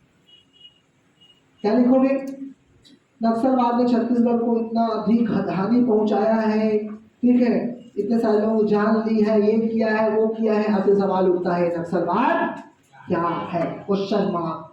बात समझ गए ना। फिर नीचे में बताया छू नक्सलवाद बताना है करके, ठीक है। मेक इन इंडिया बता रहे हो, अब बताओ, ठीक है, make in India, make in India, ठीक है, भारत को अब बताओगे कि मेक इन इंडिया, ठीक है, भारत को एक नया मार्केट, एक नया उत्पाद हब, प्रोडक्शन हब बनाने के लिए, भारत को आत्मनिर्भर बनाने के लिए, रोजगार पैदा करने के लिए, ठीक है, फलाना तारीख को भारत प्रधानमंत्री ने आत्मनिर्भर भारत अभियान लॉन्च की। पर सवाल उठता है क्या यह अपने उद्देश्यों को पूरा कर पाया, क्वेश्चन मार्क। बात समझ रहे हो, या वहीं पर लिखो, अब सवाल उठता है, या फिर आत्मनिर्भर अपना आह्वान बताओ यहाँ पे, आत्मनिर्भर भारत अभियान की शुरुआत प्रधानमंत्री नरेंद्र मोदी ने इस तिथि को किया, ठीक है, इतना बता दीजिए।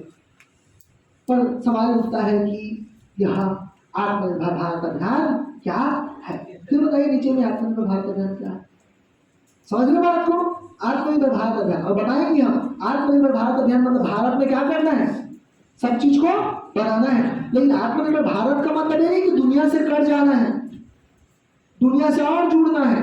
हम पहले मंगाते थे, अब उनको बेचेंगे, ये है आत्मनिर्भर भारत का मेन रीजन, ऐसा बताएंगे। बात समझ पा रहे हो। तीसरा पॉइंट लिखिए, प्रस्तावना की शुरुआत निजी अनुभव से हो सकती है, प्रस्तावना की शुरुआत निजी अनुभवों से हो सकती है, प्रस्तावना की शुरुआत तो पर्सनल एक्सपीरियंस से आप प्रस्तावना की शुरुआत कर सकते हैं।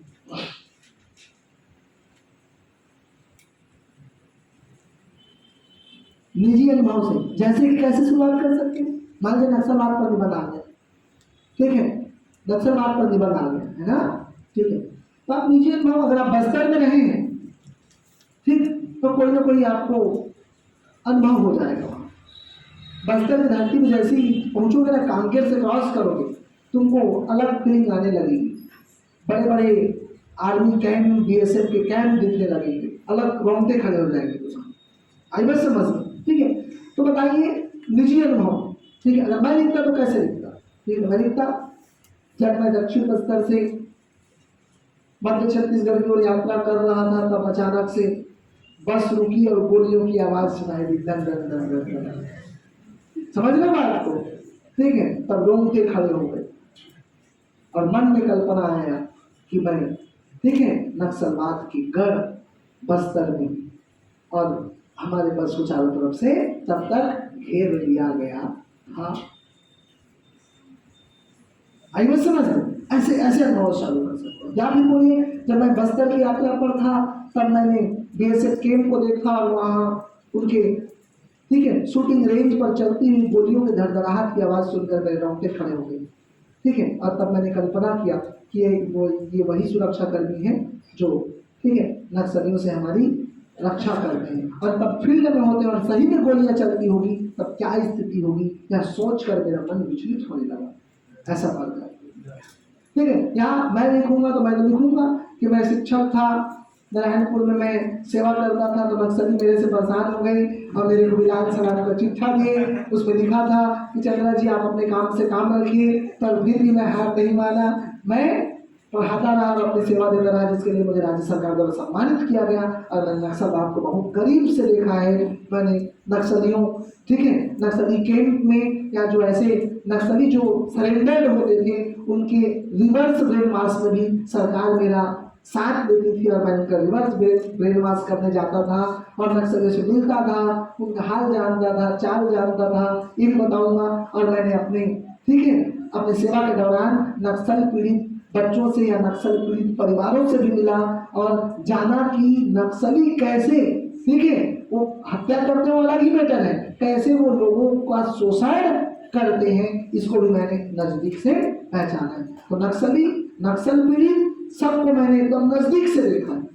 समझ रहे बात को, ठीक है। और मुझे भी वो चिट्ठा मिला, लाल सलाम, आई बात समझ में, मुझे भी मिला, ठीक है। अगर मान लिया जाए नक्सलियों के अगेंस्ट में आप काम करेंगे, सिंपल सी बात है, नक्सली अगर आपके विरोध में रहेंगे तो सबसे पहले आपको मारेंगे नहीं वो, ठीक है, आपसे पहले वो क्या करेंगे, आपको चेतावनी देंगे, ठीक है। मुझे भी चेतावनी मिली, ठीक है, क्योंकि मैं वहाँ बस्तर में तो सिविल सर्विस के लिए सबको तैयार कर रहा था। बस्तरिया बटालियन की वैकेंसी आई थी उस समय, आधा बच्चे बस्तरिया बटालियन में मेरे बच्चे, ये मेरे लिए बहुत गर्व की बात है, कभी कभी सोचता भी हूँ मैं इस चीज़ को। तो इसलिए नक्सली परेशान हो गए और ऐसी 200-300 लोग बैठे रहते थे उस क्लास में, ठीक है। और मैं हमेशा नक्सलियों के अगेंस्ट बोलता था, ठीक है, क्योंकि मेरा काम तो है, मैं तो शिक्षा को मैं किसी से डर नहीं सकता। क्योंकि जब अबूझ मार्ग से पढ़ने वाला एक बच्चा आके बता रहा है कि नक्सली उसका कैसा शोषण करते हैं, ठीक है, तब तो मुझे पीड़ा होगी ना। नक्सलियों का मैं अगेंस्ट नहीं बोलूंगा, पक्ष में तो हम बोल ही नहीं सकते, क्योंकि दे आर टेररिस्ट। अब नक्सलवाद आतंकवाद का रूप ले चुका है, ये मैं दिखाऊंगा भी इंट्रोडक्शन में, समझ रहे हो बात को, ठीक है।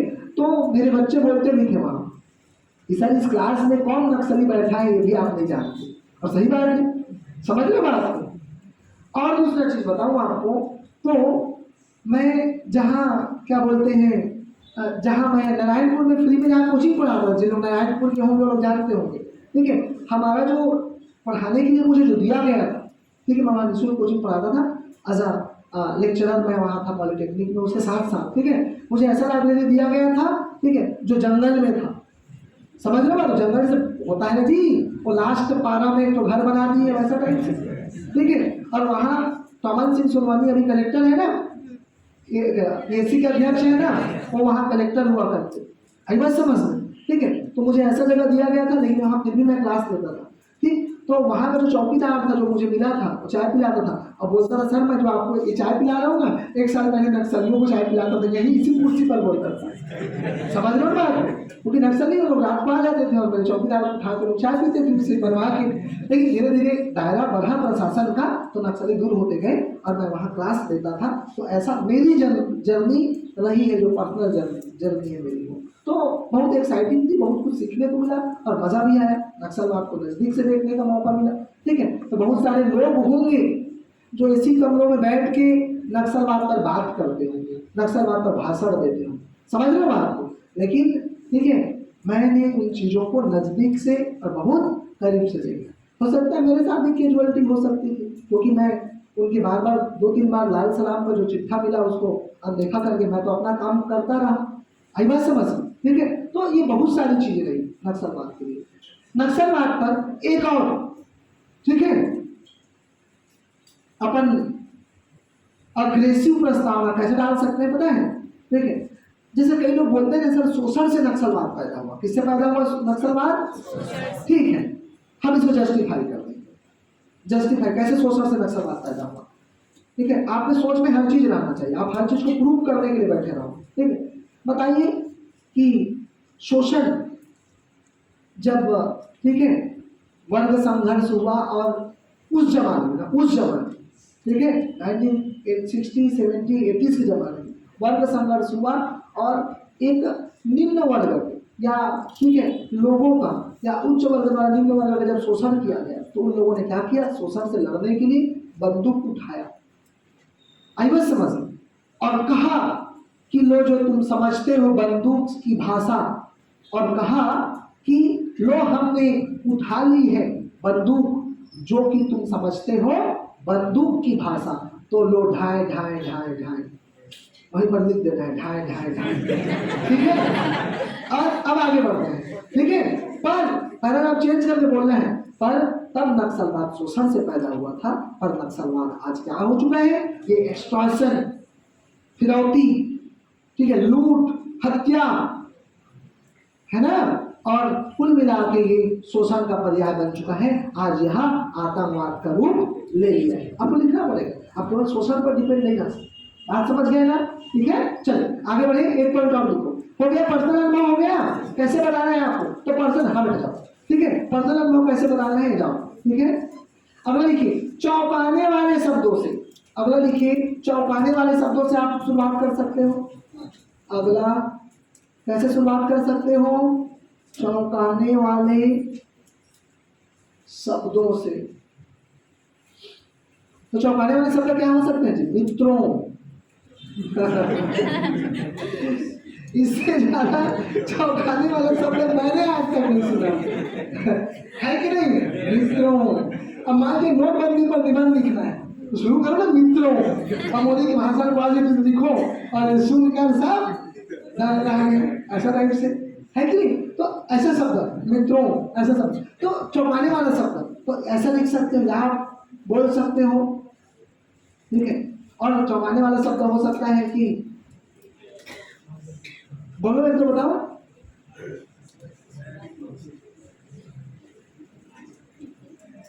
चौंकाने वाले शब्द समझ गए ना? मतलब आप शुरुआत मतलब ऐसे करना है कि अचानक से हम सो रहे थे और रात को हमें खबर मिली कि आज से नोट जो है बंद हो गई है, तो मानो पैरों तले से जमीन की सच, ऐसे चौंकाने वाला शब्द बोलो। चौंकाने वाला शब्द मतलब मित्रों टाइप से शब्द नहीं बोल रहा हूँ, ठीक है, कुछ भी आप बोल सकते, समझ रहे बात को? ठीक है, तो ये हो सकता है, तो आप ऐसे भी बंद लिख सकते हैं। अब अगला लिखिए, अगला हिंद जाइए, अगला साइड लिखिए, निबंध लिखते वक्त परेशानियां, चुनौती और सावधानियां। निबंध लिखते वक्त,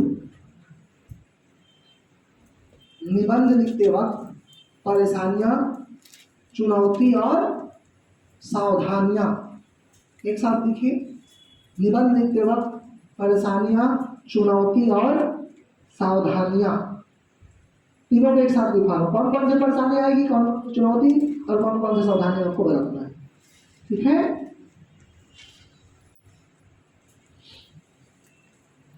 चलिए फटाफट 1 2 3 पॉइंट लिखते जाइए। चलिए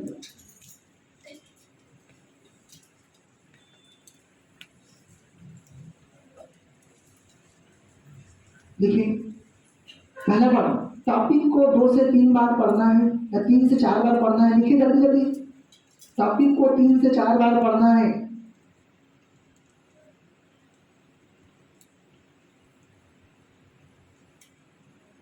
और विशेष शब्दों पर ध्यान देना है। टॉपिक को 3 से 4 बार पढ़ना है। Read topic 3 to 4 time. Topic को 3 से 4 बार पढ़ना है और विशेष शब्दों पर ध्यान देना है। जैसे, और विशेष शब्दों पर ध्यान देना है जैसे, एग्जाम्पल दे रहा हूं ना, कौन कौन सा? केवल, कहीं पर लिखा है केवल यही कर सकता है, इस टाइप के शब्दों पर ध्यान देना है। तो लिख लीजिए, केवल, यही, वही, एकमात्र, एकमात्र, यही, वही, तब ध्यान देना। अब बोले मान ले जाए संहार या खात्मा ही या बंदूक के सहारे ही नक्सलवाद का खात्मा किया जा सकता है, लेख लिखिए। तो थोड़ा ध्यान देना पड़ेगा। केवल बोला है तो केवल उसी के सहारे नहीं किया जा सकता, आपको बोलना पड़ेगा। संवाद भी जरूरी है, बात भी करना पड़ेगा, सरेंडर भी करवाना पड़ेगा, चावल भी देना पड़ेगा। बात समझ रहे हो ना? ठीक है, तो इन शब्दों पर क्या देना है? ध्यान देना है। तो प्रभु पढ़ता नहीं, कई लोग ध्यान नहीं देते और उसी को लिख देते। केवल बोला है मतलब ठीक है। चलिए आगे बढ़िए, दूसरा पॉइंट लिखिए। उसी में लिखा है, केवल जैसे लिखा ना, केवल एकमात्र, उसी में एक पॉइंट और लिख लीजिए। केवल, उसी में एक पॉइंट और लिख लीजिए। जैसे क्वेश्चन आया है, क्वेश्चन लिख लो ना, इसी में समझ आ जाएगा। क्वेश्चन बना लो। चलो, केवल मोदी ही इंडिया को बदल सकते हैं। केवल मोदी ही इंडिया को स्वच्छ कर सकते हैं।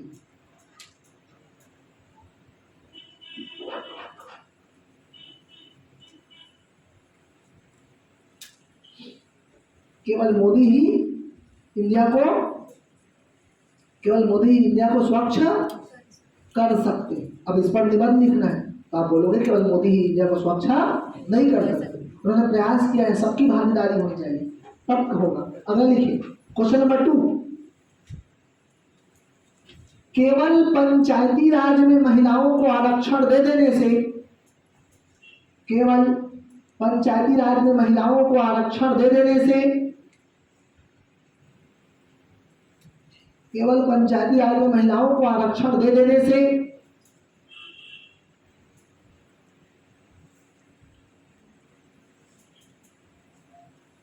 महिला सशक्तिकरण नहीं हो सकता। महिला सशक्तिकरण नहीं हो सकता। महिला सशक्तिकरण नहीं हो सकता।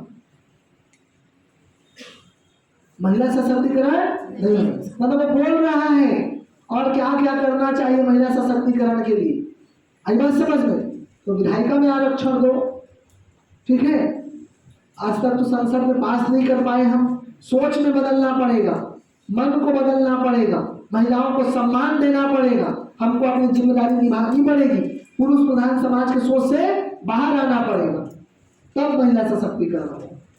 बेटी बेटा के भेद को खत्म करना पड़ेगा, तब महिला सशक्तिकरण होगा। ऐसे देखना पड़ेगा। बात समझ गए? क्वेश्चंस को समझना। बल बोलो, केवल कानून बना देने से भारत में बलात्कार नहीं रुकेगा, ठीक है, ऐसा भी क्वेश्चन बन सकता है, ठीक है, ऐसे भी चीजें हो सकती है ना। ठीक, आगे बढ़े अपन, ठीक है। अगर लिखिए पॉइंट लिखिए, नेक्स्ट पॉइंट, भूमिका लिखते वक्त, भूमिका लिखते वक्त, भूमिका मतलब इंट्रोडक्शन लिखते वक्त चार्ट, मैप, हेडिंग का प्रयोग ना करें। चार्ट, मैप, हेडिंग का प्रयोग ना करें।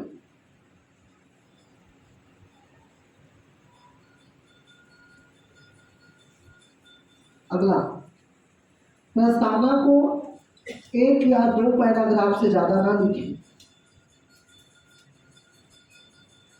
प्रस्तावना को एक या दो पैराग्राफ से ज्यादा ना लिखें।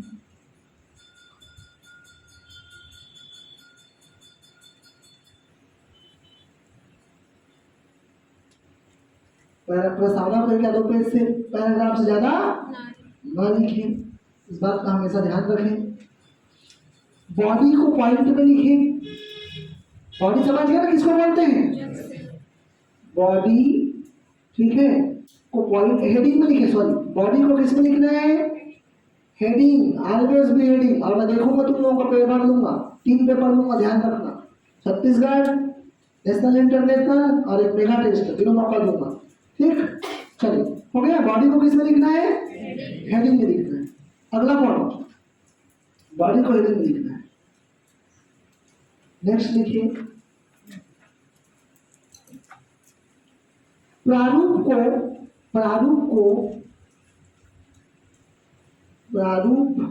को पहले रफ में बना लें, रफ में बना लेना चाहिए। पीछे में रफ दिया रहेगा जी, या क्वेश्चन पेपर में ना चुपचाप तुम ऐसे बना लेना। अच्छा, नक्सल बात पर आया है तो मैं इस पर क्या लिखूंगा? क्वेश्चन में क्वांटम को पकड़ करके, अच्छा इंट्रो, अगर समस्या है तो कारण, समाधान, वर्तमान आंकड़े, ऐसे लिख लोगे तो फंसोगे नहीं। फिर फटाफट वो लिख जाओगे। बिना बनाए भूमिका बनाए लिखना चालू करोगे, फंसोगे गारंटी। कई ऐसे नहीं बनाएंगे, अब नक्सलवाद पर निबंध थोड़ी आएगा, ऐसे टॉपिक्स भी आएंगे जिसके बारे में आपने सुना नहीं है, तो कम से कम उस पर इंट्रो बनाओगे तो दिमाग का विस्तार होगा, तो सोच सकते हो अच्छा इसमें ये पॉइंट डाल दूं क्या, ये पॉइंट डाल दूं क्या, ये पॉइंट डाल दूं। लेकिन मानो अगर किसी निबंध के 5 मिनट अगर बनाने के लिए दे रहे हो, लेकिन मानो तुमको 5 मिनट पहले लिखा के भी दे देगा, क्योंकि प्रारूप बना रहेगा तुम्हारा पेन और तुम्हारा दिमाग और सोचने की आवश्यकता। बात समझ गए ना? इसलिए प्रारूप को पहले रफ में बना लेना चाहिए। प्रारूप समझ गए क्या है? ठीक है, फॉर्मेटिंग। अब ऐसे नेक्स्ट,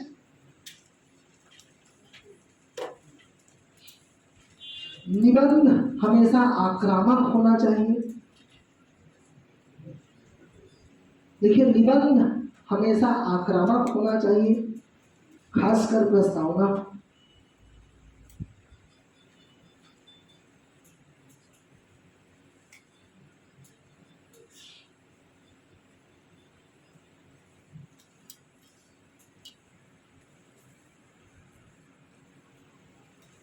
एग्री हो गया इतना?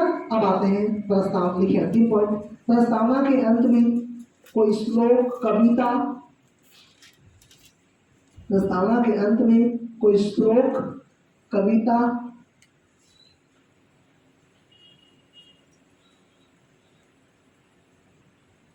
प्रस्तावना के अंत में कोई श्लोक या कविता अवश्य लिखे या लिखना चाहिए। प्रस्तावना के अंत में कोई श्लोक या कविता लिखना चाहिए। प्रस्तावना के अंत में कोई श्लोक या कविता लिखना चाहिए। क्लियर है बात? ठीक है, ये अंतिम हो गया। अब ठीक है, अंतिम 5 मिनट में लूंगा। निबंध लिख लिया पूरा? मान लो निबंध लिख लिया, अच्छे से लिख लिया। अब 1 मिनट का समय निकालना है अंतिम में फटाक से, ठीक है। और निबंध का पुनरीक्षण करना है। हालांकि समय नहीं होता है, लेकिन कई ऐसे बच्चे हैं, ठीक है, जो 5 मिनट पहले निबंध कॉपी लिख के रख देते हैं। यकीन मानो, समझ लो बात को, अपने को भी उस लेवल को छूना है, इस बात को याद रखो, ठीक है। तो पुनरीक्षण करेंगे अपन और देखेंगे कहीं, ठीक है, कुछ अंडरलाइन तो नहीं, हेडिंग में अंडरलाइन तो नहीं छूटा है, डॉट तो नहीं छूटा है, ठीक है। अंडरलाइन देखो बच्चे, हर पैराग्राफ आपको लिखते वक्त ध्यान देना है, हर पैराग्राफ के एक गोल्डन पॉइंट पर क्या करना है? अंडरलाइन करना है और दिखाना है, देखो भैया इस पॉइंट में मैंने ये गोल्डन लाइन लिखा है तो कि सतत विकास करना चाहिए, नारी सशक्तिकरण, ठीक है, सबका साथ, सबका विकास, ऐसा ऐसे शब्दों पर गोल्डन वर्ड्स पर आपको क्या देना है? ठीक है, अंडरलाइन। तो लिखो पुनरीक्षण में, लिखो एक पॉइंट, रिव्यू की बात करूं, ठीक है, ऐसे रिव्यू लिख लीजिए। रिव्यू लिखिए, समय होने पर करें, पहला पॉइंट समय होने पर करेंगे अपन।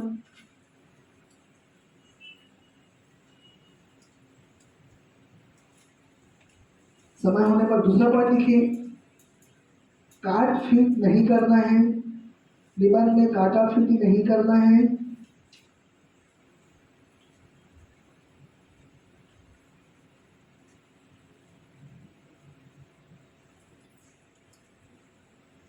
ओके, नेक्स्ट,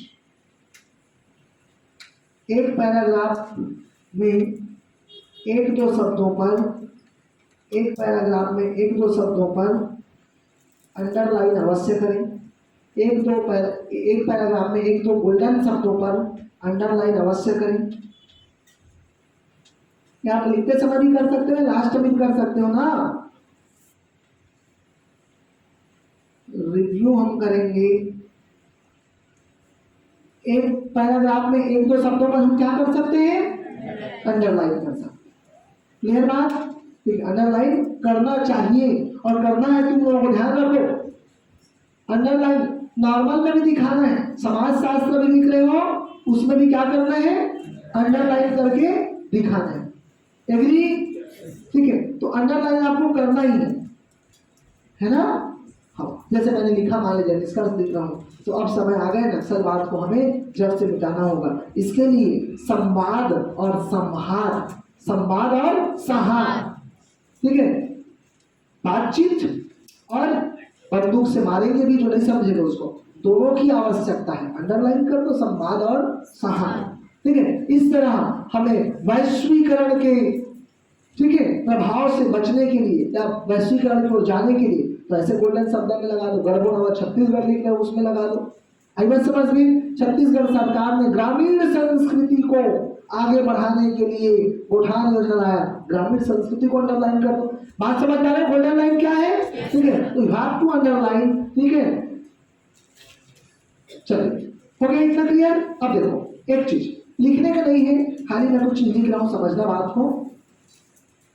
प्रयास, प्रयास बताया ना तुम लोगों को, मैं वहां पर कितना तरह के प्रयास बताया हूं, तीन तरह। कौन कौन प्रयास?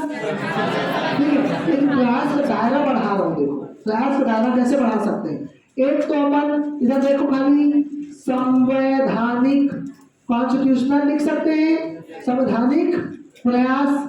एक इसी को लिख सकते हैं अपन, वैधानिक प्रयास, वैधानिक प्रयास लिख सकते हैं कि नहीं, वैधानिक प्रयास। अरे संवैधानिक मतलब जो संविधान के आर्टिकल में है, वैधानिक मतलब जिसको संसद ने अपने कानून में बनाया है। कौन कौन सा? ST SC एक्ट लिख सकते हो, ठीक है, और क्या बोलते हैं, ऐसे बहुत सारे कानून है, पर्यावरण संरक्षण अधिनियम, सिविल अधिकार संरक्षण अधिनियम, जो वैधानिक है, संवैधानिक नहीं है। बात समझ गए? तो संवैधानिक, वैधानिक को ही अपन बोल सकते हैं क्या, कानूनी, और यहीं पर तीसरा अपन डाल सकते हैं क्या, संस्थागत प्रयास। एक चीज हो गया इतना। दूसरा और कैसे लिख सकते हैं प्रयास को, तो प्रयास को हम दो लेवल पर बता सकते हैं, ठीक है। यहाँ पर एक लेवल जो है, आप नहीं बता सकते क्या, छत्तीसगढ़ सरकार द्वारा प्रयास, हाँ जी, सरकार द्वारा प्रयास। दूसरा आप नहीं बता सकते भारत सरकार द्वारा, मतलब राज्य के प्रयास, केंद्र के प्रयास, भारत सरकार द्वारा, भारत सरकार द्वारा प्रयास, मतलब इसको अपन बोल सकते हैं क्या, क्या, केंद्र सरकार, केंद्र सरकार द्वारा प्रयास। बोल सकता हूँ, नहीं बोल सकता? अब ऐसा मुद्दा आ गया, मानव अधिकार, आतंकवाद, वैश्वीकरण, निजीकरण, ऊर्जा संकट, ठीक है, हाइड्रोजन, ग्रीन एनर्जी, इस पर अपन वैश्विक प्रयास भी क्या कर सकते हैं जी, लिख सकते हैं। वैश्विक प्रयास मतलब इंटरनेशनल लेवल पर अपन प्रयास यहाँ पर लिख सकते हैं, ये भी इम्पैक्टफुल होगा। ये निबंध के अनुसार है, इसलिए मैं बताना जरूरी समझ रहा हूँ, क्योंकि आपके जितना आपका दिमाग खुलेगा, जितना आपका दायरा रहेगा, आप उतना अच्छे से लिख सकते हो। और कब क्या याद आ जाए ये नहीं जानते, क्योंकि बेटा एक में जब भाई निबंध तो लिखना है, एक निबंध में जब तुम केवल 3 बताओगे वैधानिक ये वाला, तो अगले निबंध में भी यही बताओगे तो मजा नहीं आने वाला। बात समझ गए ना? एक प्रयास और हो सकता है, स्वतंत्रता के पूर्व, स्वतंत्रता के पूर्व प्रयास, और एक हो सकता है स्वतंत्रता के क्या पश्चात। चलो इसको लिख लो फिर घर चलो। दैट्स इट, ये निबंध के कंक्लूसिव टॉपिक है। एक मैं और पॉइंट बोलूंगा, उसको सुनकर घर जाएंगे, इतना पहले मेंशन करिए।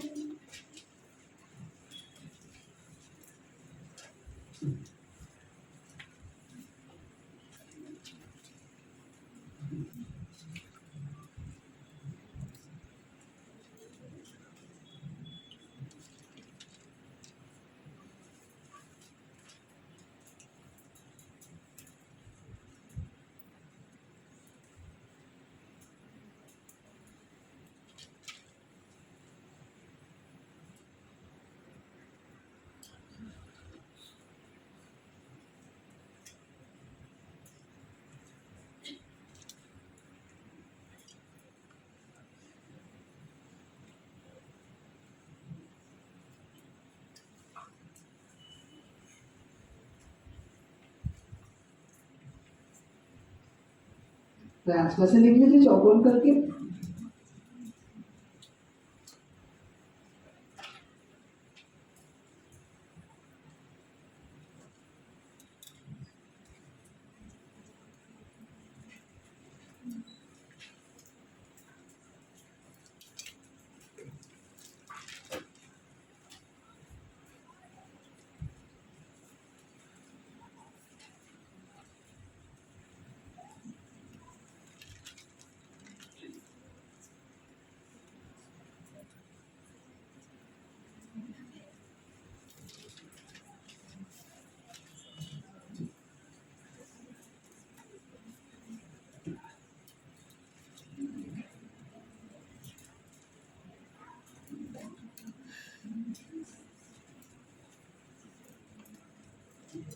Okay, everyone?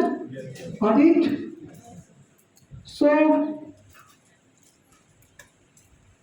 बहुत सारी चीजें आज हमने पूरा निबंध कैसे लिखे, हाउ टू राइट इम्पैक्टफुल ऐसे, कैसे हम प्रभावी निबंध लिखे, इस फॉर्मेट पर चलना। और मैं हमेशा अपने बच्चों को बोलता हूँ, तुम नॉलेज रखो, ज्ञान रखो, बहुत सारा पढ़ो, डाटा कलेक्शन तुम्हारे पास होना चाहिए, इंटरनेशनल, नेशनल, छत्तीसगढ़ लेवल के हर चीज समझ लो बात को। और सुबह उठते घूमते फिरते चाय नाश्ता करते जाओ, फिर सो उठ के जाओ और निबंध लिख के आओ, यकीन मानो, ठीक है, तुम बेस्ट निबंध लिखो। बात समझ रहे हो ना? फॉर्मेट ये होना चाहिए। निबंध घबराने और डरने वाला कोई बात नहीं, इधर ध्यान दो। निबंध घबराने और डरने वाला टॉपिक ही नहीं है, बात समझ गए ना?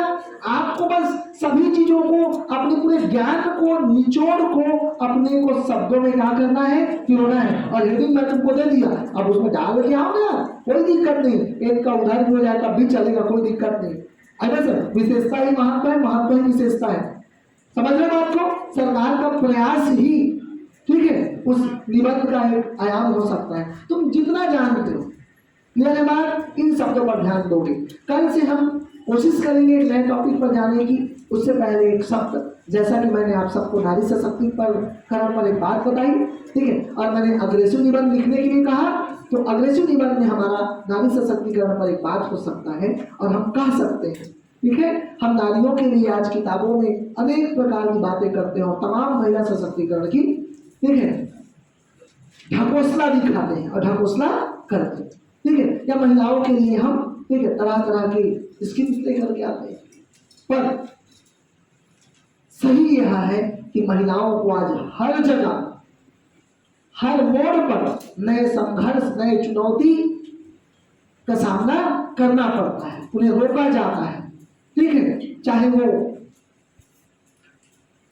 सामाजिक हो, चाहे धार्मिक नाम पर हो, चाहे उन्हें समाज के नाम पर हो, या उन्हें महिला होने के नाम पर ही क्यों ना हो, उन्हें प्रताड़ित किया जाता है। पर आज की नारी कहती है,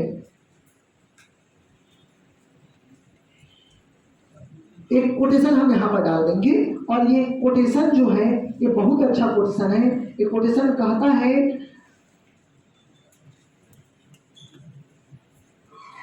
हाँ, एक कोटेशन कहता है, आप उतना लिखोगे कि आज की नारी कहती है, तोड़ के पिंजरा जाने कब उड़ जाऊंगी, तोड़ के पिंजरा जाने कब उड़ जाऊंगी, लाख बंदिशे बिछा लो मैं आसमान पर जगह बनाऊंगी।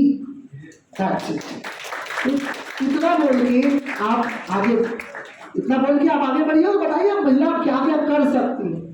ठीक है, ओके एवरीवन। ठीक है, तो लाख बंदिशे बिछा लो, ठीक है, तोड़ के पिंजरा में उड़ जाऊंगी, लाख बंदिशे बिछा लो आसमान पर जगह बनाओ। Okay everyone. ठीक है, तो ये है नारी सशक्तिकरण, और यहाँ बैठे बहुत सारे नारी शक्ति भी है। पुरुषों के लिए कोई स्पेशल नहीं है, इसके लिए मुझे खेद है। ठीक है, लेकिन कारण है इसके पीछे, क्योंकि प्रताड़ित, ठीक है, शोषित, ठीक है, नारियों का होता है, समझ रहे बात को। लेकिन पुरुष भी प्रताड़ित होता है आजकल, ठीक है, लेकिन ऐसा कोई नियम नहीं है। जब नारी सशक्तिकरण बताऊंगा दोनों बातों पर चर्चा करूंगा, पुरुष के लिए क्यों नहीं है और नारी के लिए क्यों है। आप सभी को शुभकामनाएं। Thank you very much. उसको बंद करिए तो।